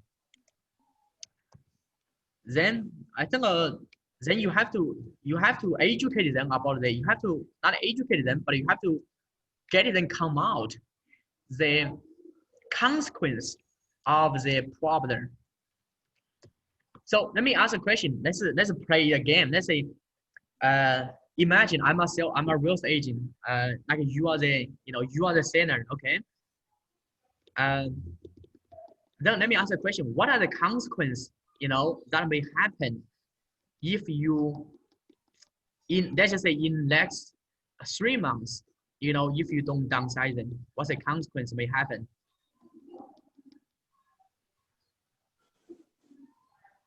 I don't know. I mean, consequence means let me give you an example so you understand like this one. Yeah. Let's just use the downsizing as example. They can't afford to maintain anymore. That's a problem. Consequence. So you have to define. You have to find out the consequence. Consequence means that what kind of the additional problem that can happen. Then you stack the problem. So consequence number one could be they may have stress. Do you think they may have stress? Yeah. Yeah. Like a stress, frustration to maintain the property because paying money and gardening and landscaping and all sort of so they may have stress. Yeah. Yeah. Okay. So this one you increase the pressure of the pain a bit. Okay. Then you ask them, okay, what are other consequences? So you try to find the consequence of the problem. What other consequences do you think they have? Well, if they have stress, then they're going to have like relationship problems. Yeah, good. That's a relationship problem. Maybe the husband fight with wife and say, okay, maybe the wife want to move, but the husband say, okay, we stay. Maybe the wife want to stay because, but they may have the relationship, issue. Yeah, or cranky at the kids. Yeah, cranky with the kids. And what other consequence?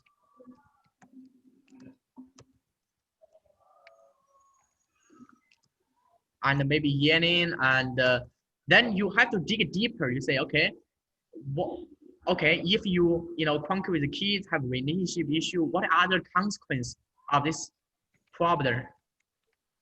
Well, if they've got no money or that's not looking tight, well, the kids can't do their sports or activities. Yeah. You could go on lots of layers on this topic. Yeah.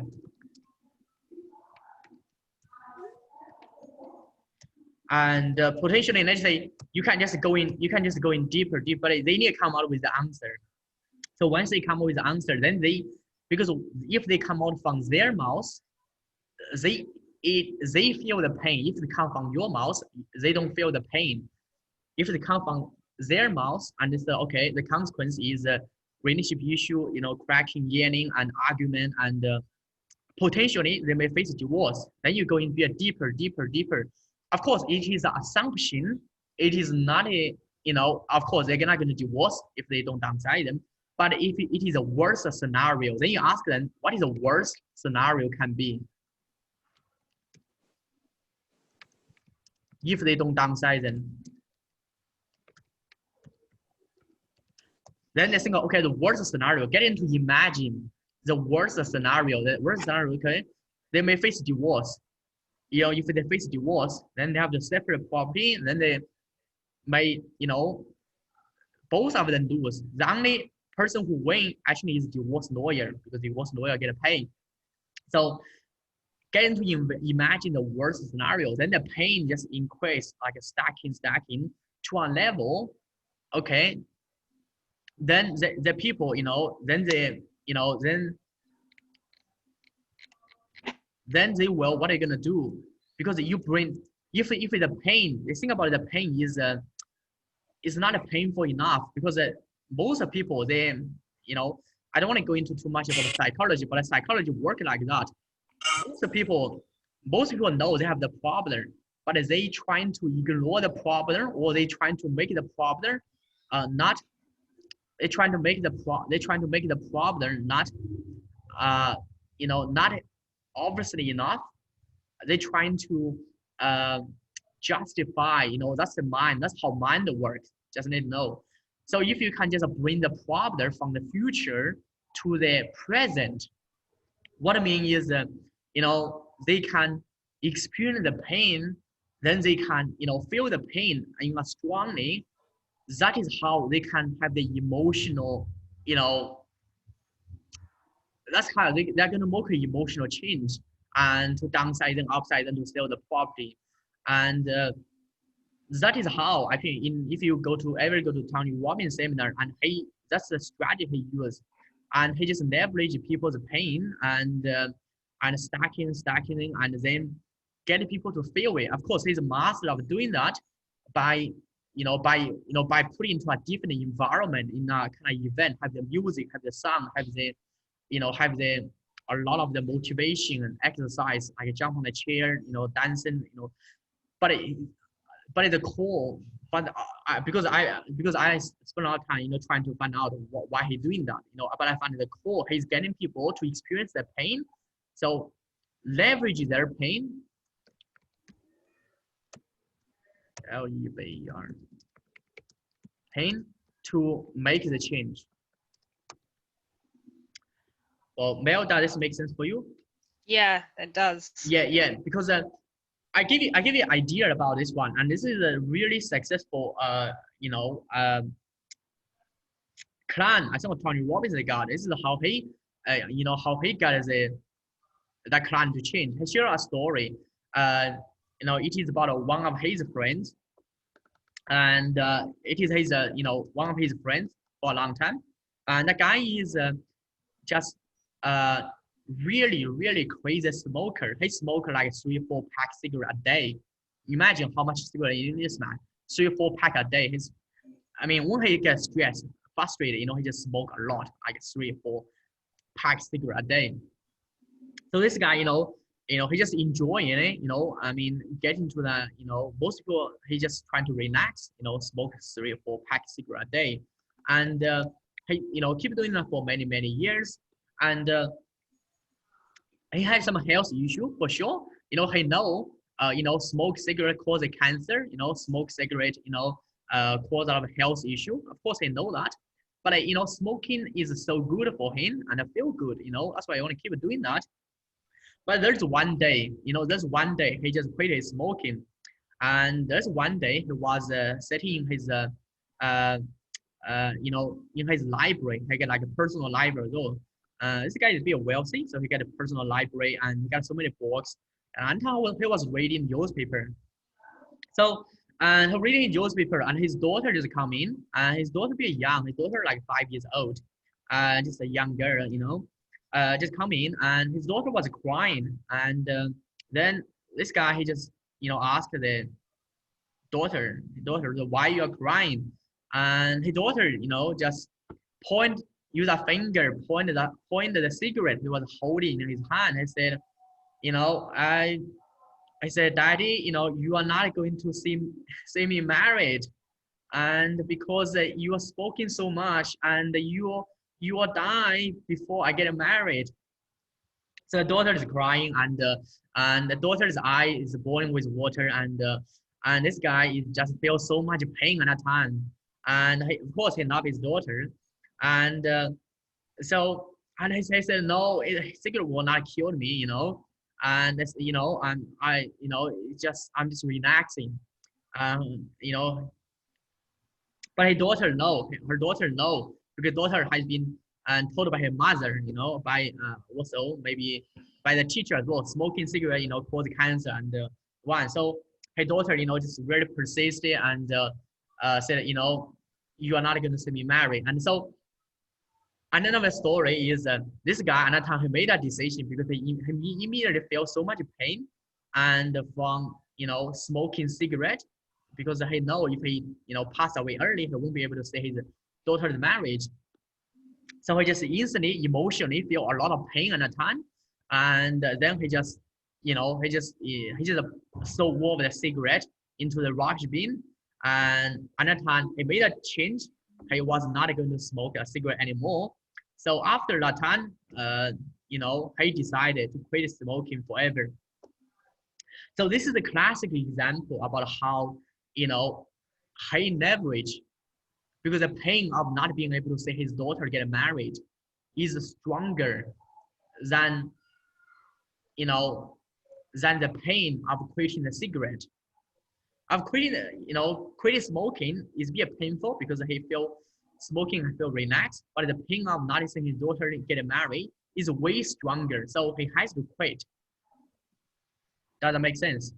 Yes. Yeah. So this is the, this is there is a course you can study called NLP, but it's a really long course. I did it, but I just took a brief version about how it works. But this can be applied. So whenever someone said, okay, I'm not ready to change, I'm not ready to sell, I'm not ready to buy, the first we can do is find the problem of not taking the action and find the consequence. Once they find the consequence and make them feel the pain, once they feel the pain, they realize it. What you can exaggerate a bit as well, and they realize it.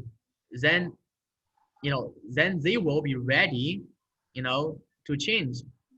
They will be ready to either buy or sell the property. And Okay. this is the education-based selling. And so this guy, what is the guy? So let's go back to the guy. So this guy name is Geoff Kaufman in the personal MBA. And by the way, he didn't tell in a detail like I told him. He just briefly mentioned.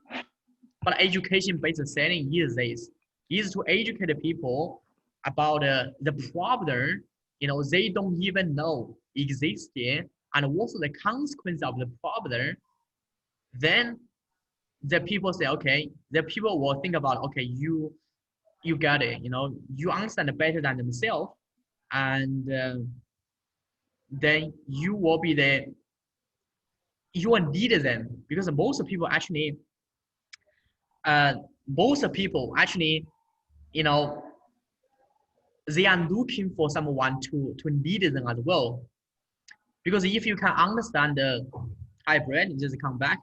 Yeah. So I'm just summarize one. If you can define the problem and educate them the problem better than themselves, because they know the problem, but if you can make the problem, the consequence of the problem, be every obvious, and they can see the problem, they can feel the pain of the problem, then you will be, you will have the power, because the people who understand the problem is going to be the people, who can lead them to change.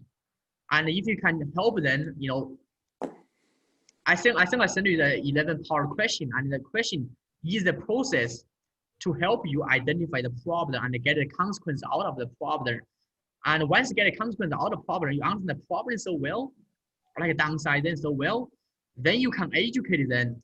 Then you can educate them about you know, how downsizing right now can help them solve the problem.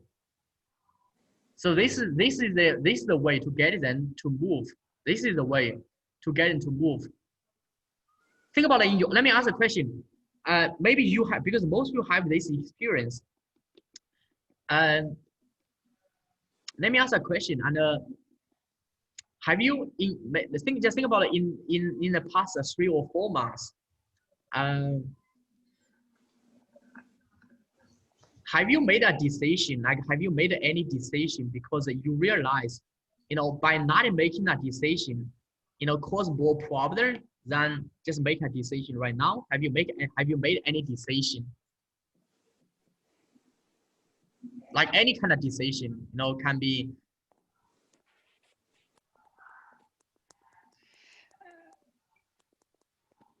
What was that again? Sorry. I said, have you made any decision, like in couple months, just in the past 3 months? Have you made any decision? You thought about, okay, by not making decision actually cause more problem, and can you feel the pain? Then you say, okay, have you, Mel, can you share about it? Can you share any decision you made it? Yeah, that happens all the time. share one decision. Oh, gee, okay. Oh, that one's a bit too personal to go into. Okay, share maybe if I can relate it back to like a client at the moment. Okay, yeah. Like, yeah, so it's a couple and they live on the mid coast, and they're deciding whether they've only lived there for a short period of time, but now they're wondering if they should relocate back to where they came from because they're missing the grandchildren. And then I always have a hard battle deciding what to do, because I know that we can have such a huge influence on their lives, which is then the grandchildren's and everything. So I usually try to figure out what I think is truly right and best for them. And quite often it's not a sale, because sometimes, like another one, a lady's husband went into hospital and he's suffering badly, and the hospital's close to their home. But now the market's good. If she sells now, she'll get a really good price for her property, and then she can move away and set them up. But then for me, it was like, hang on, your husband's in hospital. Now's not a good time to sell because he's going to need you. So, but I guess I see where you're coming from. I guess once you've made that decision that you're moving forward and you're going to help them, then to bring up the pain points so then they can move on. Yeah. Yeah. I mean, there is a question. I think I sent it to Brett, but I can bring it to here. It is a process I use now. Whenever I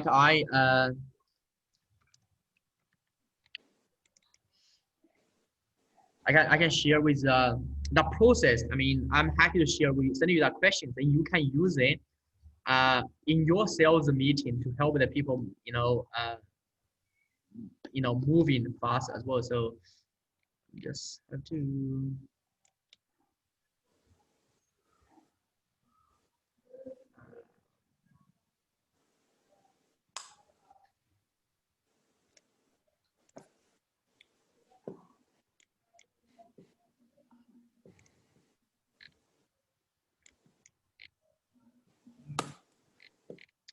This is a process I use, but I can tailor a question to you as well. I mean, how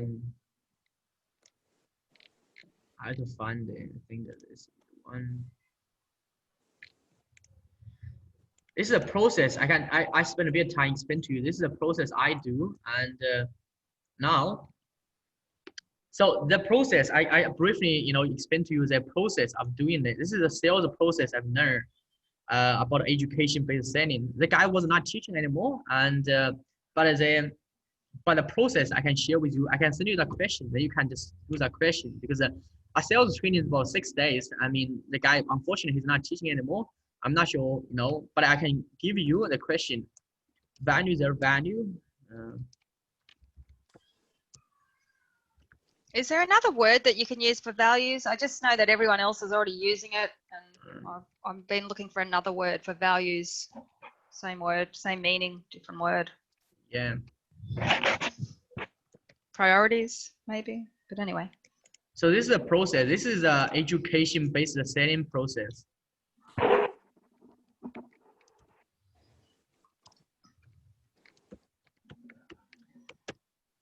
So there are 4. This is step 1. This is step 2. This is step 3. And step 4. Step 4.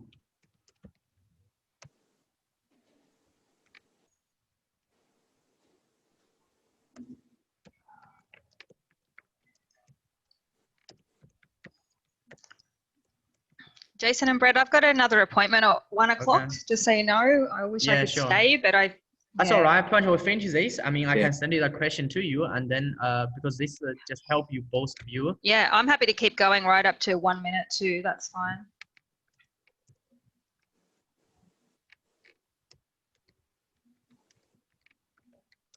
Okay, so this is a solution.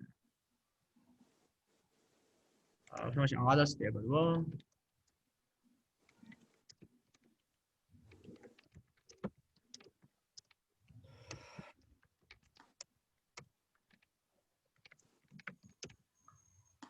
So I briefly go through it. I can send you the question because the question you can just use. This is just like a script, you know. So first step, you know, value the value. You know, basically, I mean, I know, like Mel said, everyone has different value. So basically, it's just really simple. You know, most people, you know, have something. You know, they have high priority in their life. Some of the people is a family. Some of the people is children. Some people is a job. Some people, you know. So basically, you know, so after you build a good rapport with them, and so after you know them, I'm sure, you know, you have a good rapport with them. You can just, you know, simply ask the question, you know, what are they focused on at that stage? Are they focused on, let's say, for downsizing? Maybe are they focused on retirement? For, you know, for the kids' school. So maybe kids' school is the highest value. You know, are they focused on the kids, the family? So basically, you just need to find out what is the high priority in the life at that time, because the high priority may change. Like my age, maybe my high priority is my job. Maybe when I get married, my high priority is my family. But if you're trying to sell me the family counseling, it's not going to work because I don't even have a family. So the first one, step 1 is the value. So basically, the question is basically you can ask them, you know, if you build a rapport, this one can be used to build a rapport as well. And some question, you know, you can just ask them, you know, what are you up to? You know, what are you kind of focused on after you build a good rapport? You know, after you have a really good rapport with them, and just focus on maybe of course they're not focused on selling the property. That's not the focus on. I'm sure most people won't focus on selling the property, but most people will focus on either helping the kids find a good school, or maybe retirement, or maybe looking for a new job. That's what they focus on. So you find out what they focus on. Then identify the why. I'm just use you know, I'm just use the downsizing as example we did it. So the why, you know, let's say the first on retirement, just from the example, and identify the why, you know, why they wanted to retire, or why they wanted to, you know, why they want to retire. Then you just ask her why. So I have the question, which is the 11-part question to help you find the why, which is try to identify the why. I have to go through this one.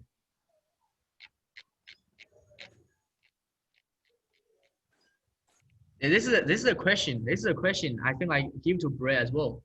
So first the question, what's the reason why? Let's say you think about downsizing, and you need to ask them, well, then what basically are you looking for in terms of downsizing? So you get every clear about it, you know, why. Then you look at, okay, why is that important to you? You know, why is downsizing important to you? Or why is retirement important to you? You know, they may say, well, I'm working so hard, you know, for my whole life. I just want to retire and, you know, buy a caravan and travel around Australia. You know, that's his dream. Then you just need to figure out why is that important to them. Then you need to figure out what is currently preventing you from getting that. So that is what they want. You know, that is the goal. But they have some challenge. You know, in a challenge, they may think about, you know, let's use that example, maybe the market. Okay, COVID-19, you know, actually, I thought about it, you know, what I can do. I thought about it, you know, I can sell like a higher price, you know, because there's so many buyers in the COVID-19. So I need to wait.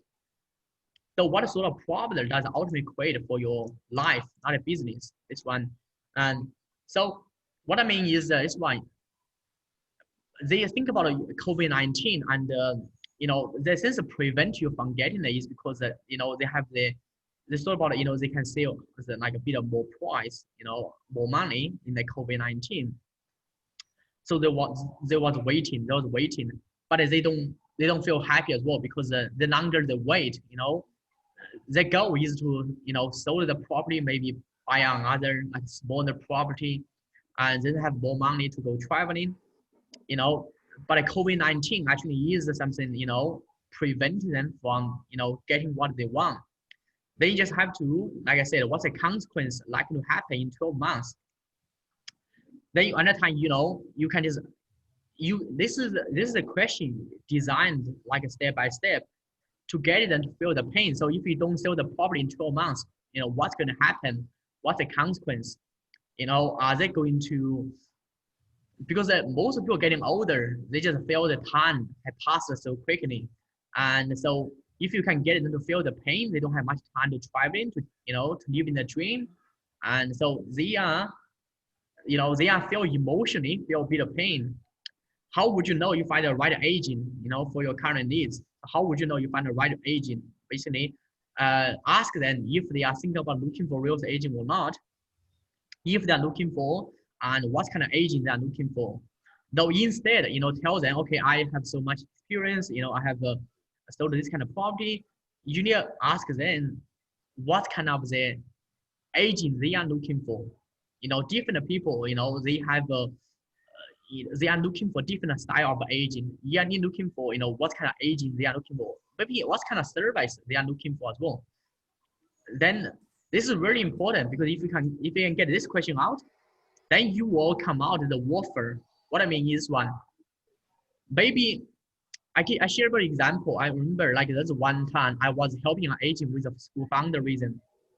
I remember I was talking to, you know, I was talking to people who I think at the time they're not thinking about selling, but they are just thinking about a relocation. And I was asking, you know, how is anything else they want to know from that? We can send an email newsletter. You know, guess what? I thought about it, just sending a property update. Actually, they don't. They want to know about something about like a property styling. At that time, I don't have idea about property styling, but that's what they want to know. And so at the time, I was asking the agent if he know any property stylist, so we can ask the property stylist and you know, send some information to us. Then I can forward it as an email to the prospect vendor. So if you can figure out this one, then you will know what kind of the value adding service you can package into your offer. That's it. So question number 7. Question number 8, what would getting what that ultimately mean to you?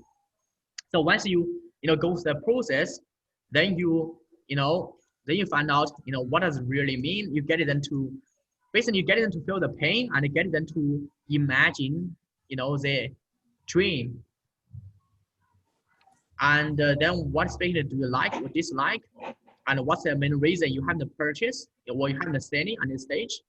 So after you have finished the 11 questions, I'm sure you have a really good idea about the problem, about the consequence of the problem, also about what kind of offer you're going to give to them. Then after that, then you can just, okay, present the offer tailored to them. And this is the education-based selling.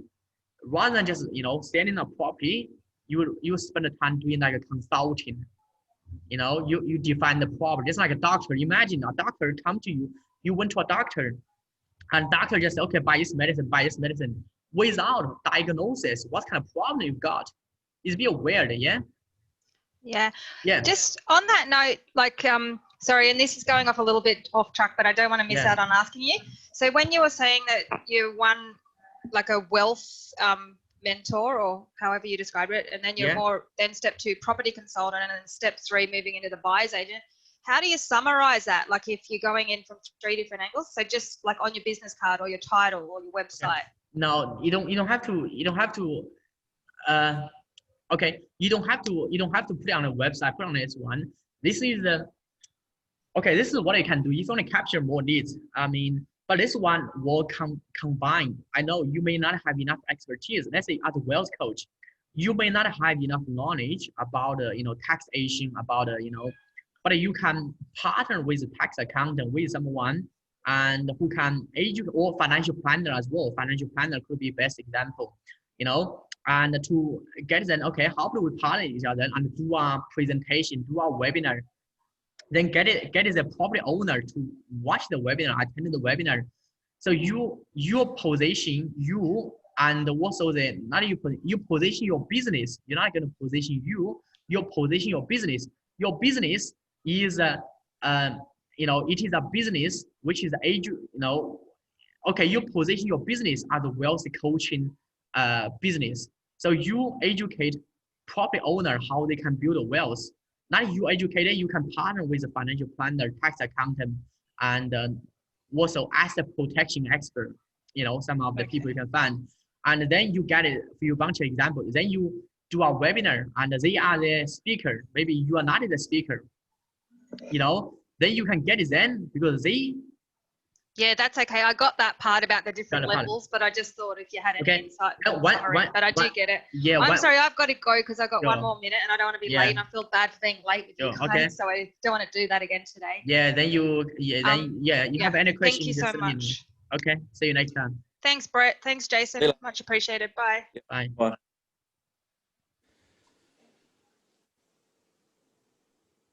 Okay, you can.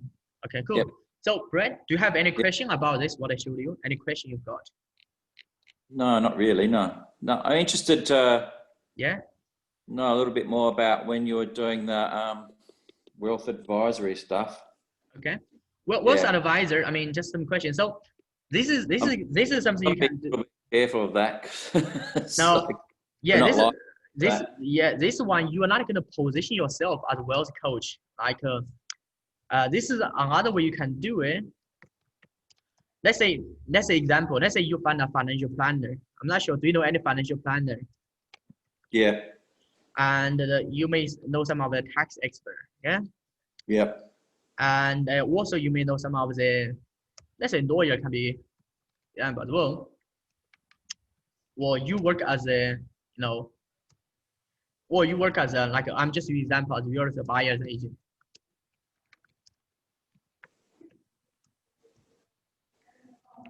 Okay, so you just imagine, I'm just letting you imagine. Imagine you have a business. Just imagine this. You have a business, and in your company, and just in your business, you have 4 people who are partner with you. You got a financial planner partner with you. You got a tax expert partner with you. You got a lawyer. You got a real estate buyer's agent partner with you. Maybe you are the buyer's agent. Yeah, you have this one. This is your business. So you have the business. Your business is a wealth coaching business. So you position the business and getting people into the funnel. And more people is going to interested about wealth. It's a how to build wealth and capture a lot of the attention, interest of these people. Then you may not qualify to give a lot of the financial advice for sure. But what you can do is, and you can partner with a financial planner, tax expert, lawyer, these people is okay. How about you guys? Because they want to get a client as well. So your job could be just doing the marketing side, which is doing the marketing and getting people into this webinar. And then it's okay. We have the people who are going to share information how you can help build wealth. We have qualified financial planner, tax expert, lawyer, and buyer's agent. And so then different people going to share different expertise. And so by doing this, people found most people who are not interested in buying property, but they are interested about learning about how to build wealth. Yeah. Yeah.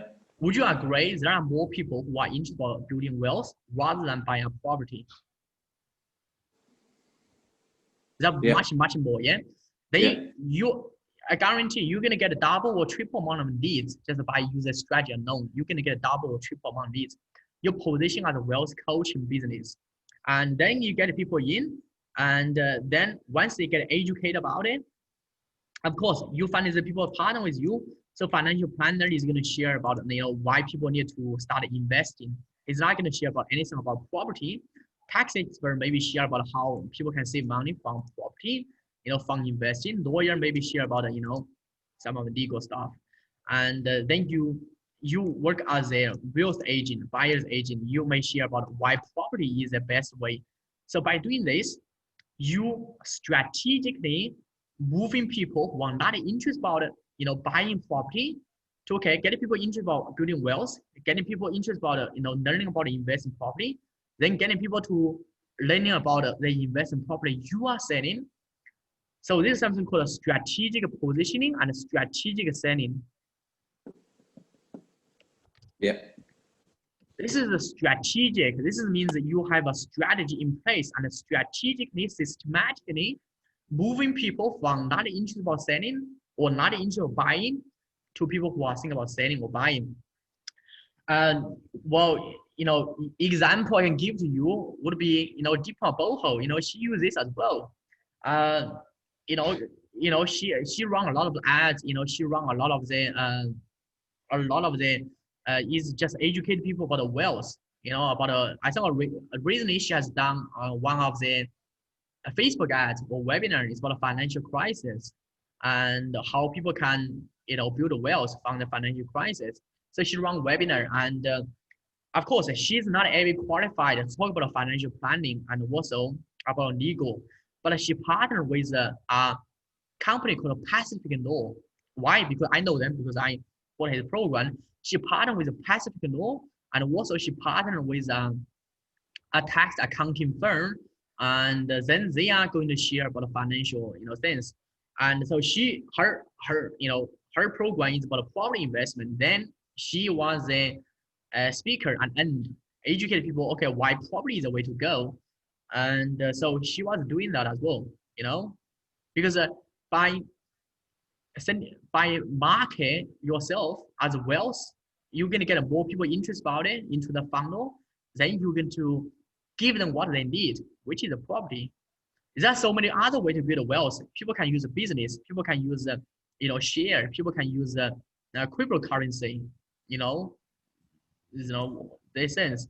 But the first one, you get people interested about it. Then you educate them why property is it. If you can get this done, you definitely can convert people into a center.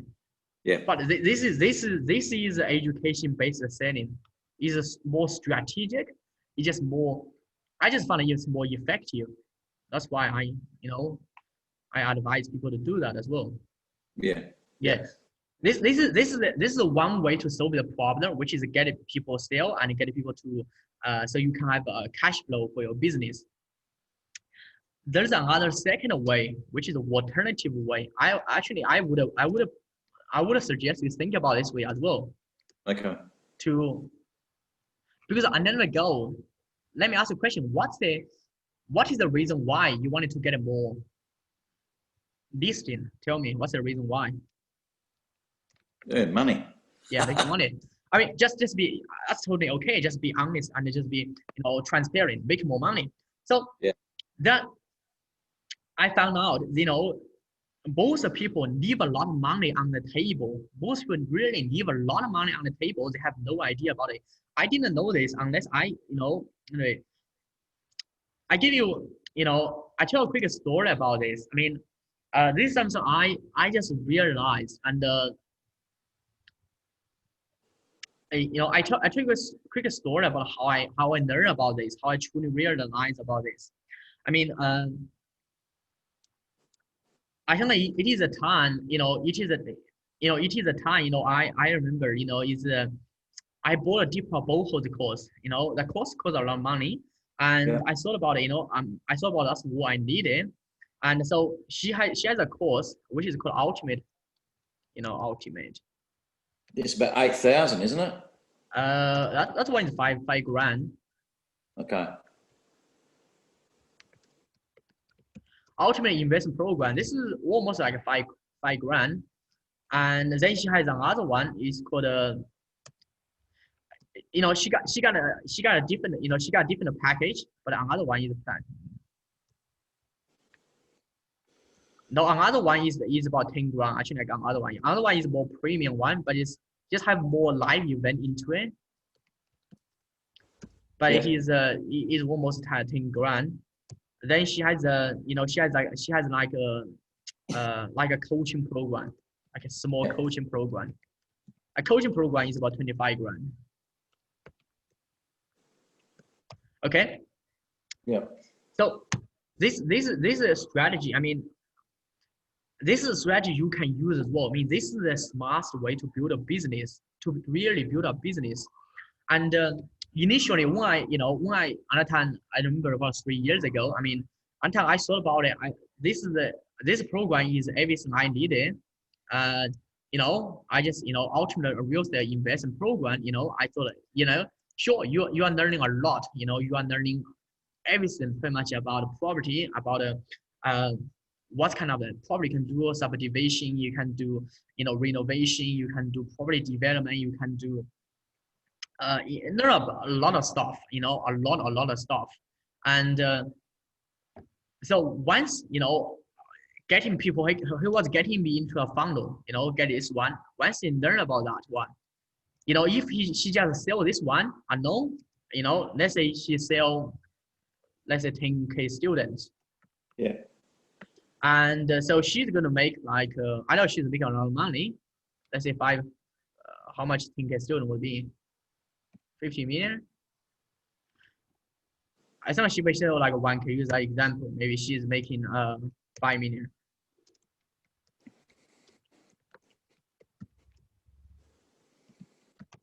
Another time I thought about it, you know, she just have this program. I know about what the program she has got, you know, later on. So I thought about she just have this program and she has about 1,000 students, and then she pretty much make $5 million, which is really good.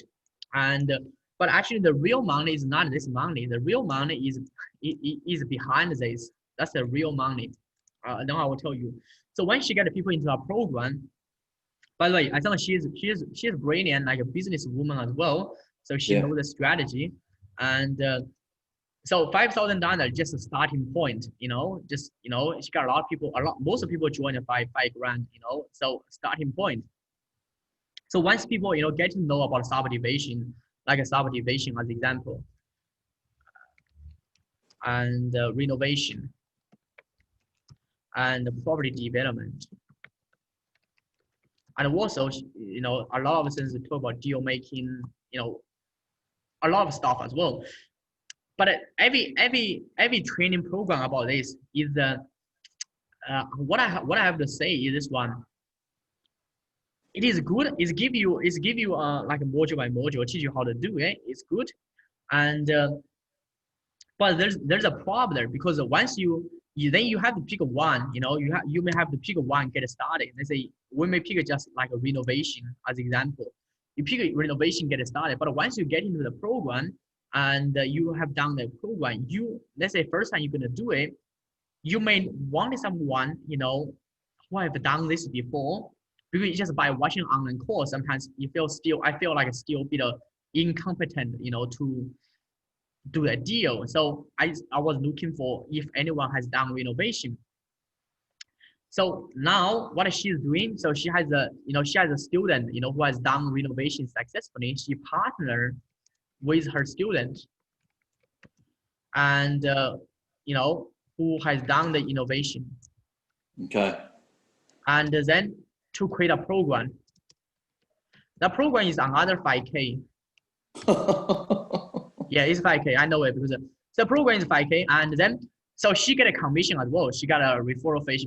So the core like a created. So partner with student. I mean, some of student has done renovation quite successfully. Some people make like you know, actually $500,000 a year just by renovation. I know. And then they package a program.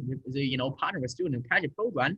And then they have the program. So her student, which is only teaching renovation, going very deep, and with one of the tool, with one of the, you know, system. So in her program, the renovation, she was teaching more like a general, renovation, step by step.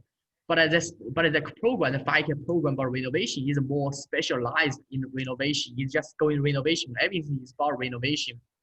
So she found this program, and then so once people bought that program, get into it, then this is another sale renovation program. Also, she partnered with the property development deal making. I remember there's another one is Airbnb as well.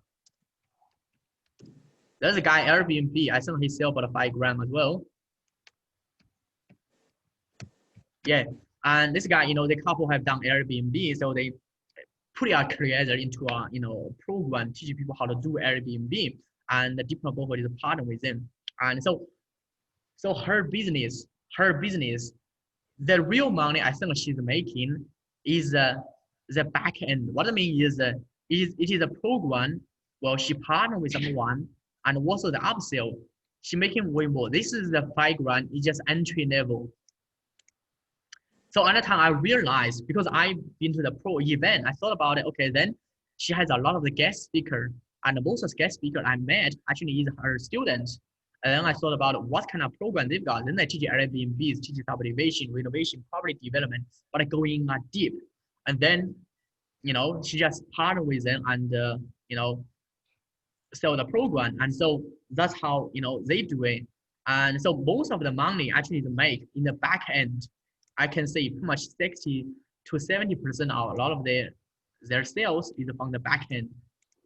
Because a student has, bought their first program, they're going to, if the people want to go into detail, into deep into it, they may want to buy an individual program. So she, by the way, she made a fortune by doing it. I'm sure she make more money by selling this rather than doing a property deal. Yeah. So for you, so how is this going to apply for you? Because she's doing property investment, like education training. How is this going to apply to you?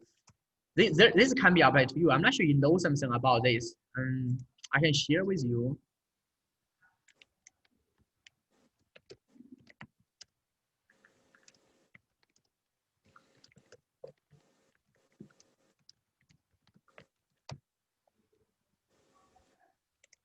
There is a research has been shown, and is quite interesting as well. Is a research has been shown. This is why you need to look at this alternative approach to make money, apart from selling real estate.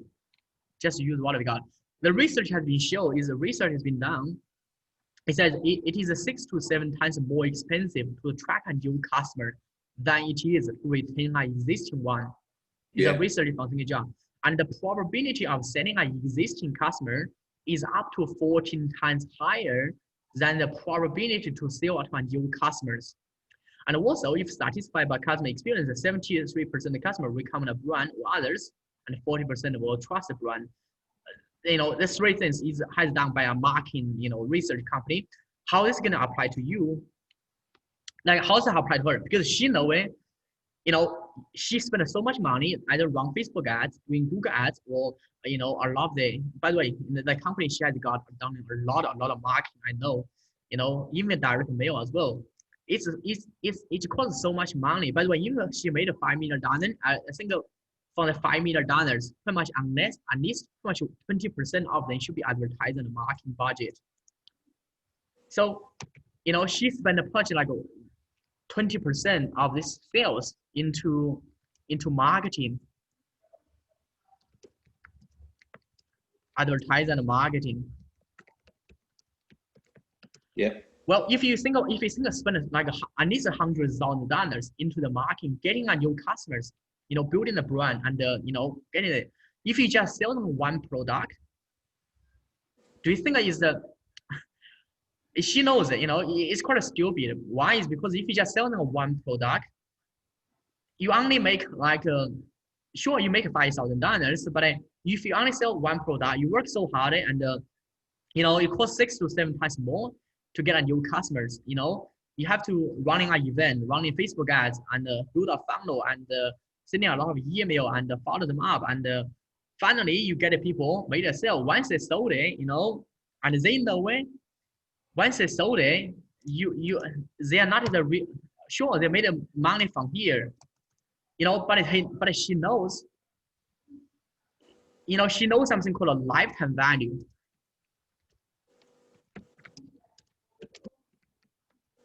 I'm not sure you heard about the concept, but this is a really important marketing concept. Lifetime value, you know, if she just sell the program $5,000, she only make $5,000. The customer's lifetime value is $5,000.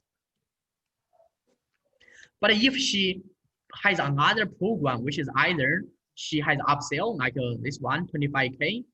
Yeah. That's why she has another 10 grand, you know, 25K. Then she partner. I'll have to go in a sec. Yeah, sure. Once I finish this one, you understand what I mean. Let's use one. So the lifetime value of her program will be, if you add this together, 40K. Yep. Jeez. So she just increased, you know, she just increased their lifetime value.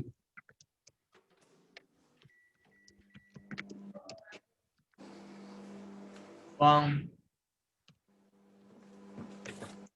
don't know. Are they worth it, these courses? I mean, it's a lot of money.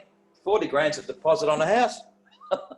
Yeah, but people buy as well. Just you know, people buy it. So she just, instead of like just make 5 grand, she made 40 grand from this one customers, and another 35 grand is made from upsell and from the back end, and also a lot of partners she has done with the, you know, a lot of people as well, because she knows, you know, if she keep attracting new customers, and which costs 6 to 7 times more, and also the probability to sell to a new customer is 14 times less than the existing customer.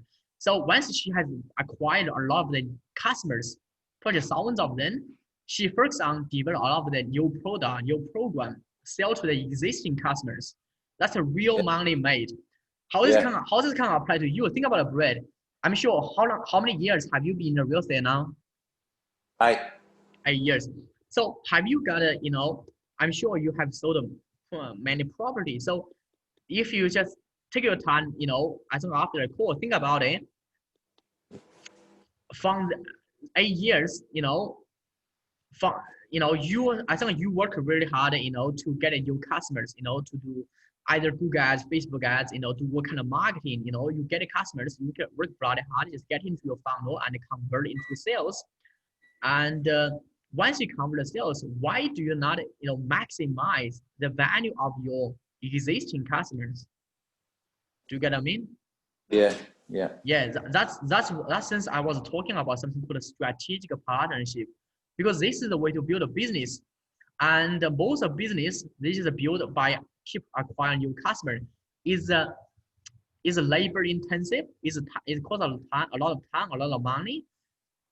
If you really want to build a stabilized business, then you got need to think about what is the back end, what is something else you can offer to keep them in your business. Yeah. Then, but I think in the program, in the module 2, I was talking about you can partner with buyers agent, or you can partner with the people after you sold them property. After they sold the property, what's the next step? If you can go back to module 2 and watch the module and then, you know, apply, I'm sure that is the second source of income you can get, because apart from, you know, selling the property you have got, you know, pretty much it can be difficult because the market environment. But if you can have the second source of income, which is from, you can call referral fee or you can call that one. But I have to say this can be your another product you offer, you know. So by doing it, you are going to build you have a, you know, you know, instead of like having a one source of income, you have like a double or triple or 2 or 3 source of income. So to just stabilize your business. Makes sense. Yeah. This is the another one. Most of the agents who, you know, they're just so laser focused on just getting your customer, but I found this second way, which is an alternative way. That's what I would suggest everyone needs to think about it, especially COVID-19, because the market is bad. If market is bad, you know, even if you use the strategy I showed you, try to convert people. But if that does not work, think about this another way you can go for it, the alternative approach. Yeah. Yep. Any question if you have got this? No. No. That's about it. Yeah. Okay. I think if you really, I mean, I can send you the notes to you. I can send you a question, and then I have recorded this Zoom meeting. I think you can watch it after then, and trying to try to understand. But I think the back end profit will help you go through the hard time, go through the challenge if you spend the time really think about it. Also watch the module 2 and because think about this one. If you have already been in the real estate for 8 years, how many existing customers already done business with you? Yeah, probably about 800 or 900, I guess.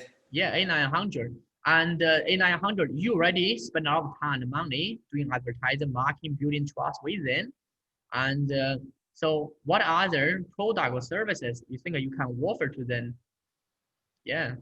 And that can be instant cash flow for your business right now. And and doesn't cost you any money, any time, or cost you a time, maybe you call them, but it doesn't cost you any money, I don't think, because you already have them in your database. And then you can just make it a pure profit in the back end.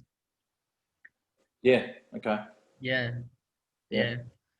Okay, cool. If you have any question, let me know, and then we can end it now. I will send you all the notes and all the recording to you.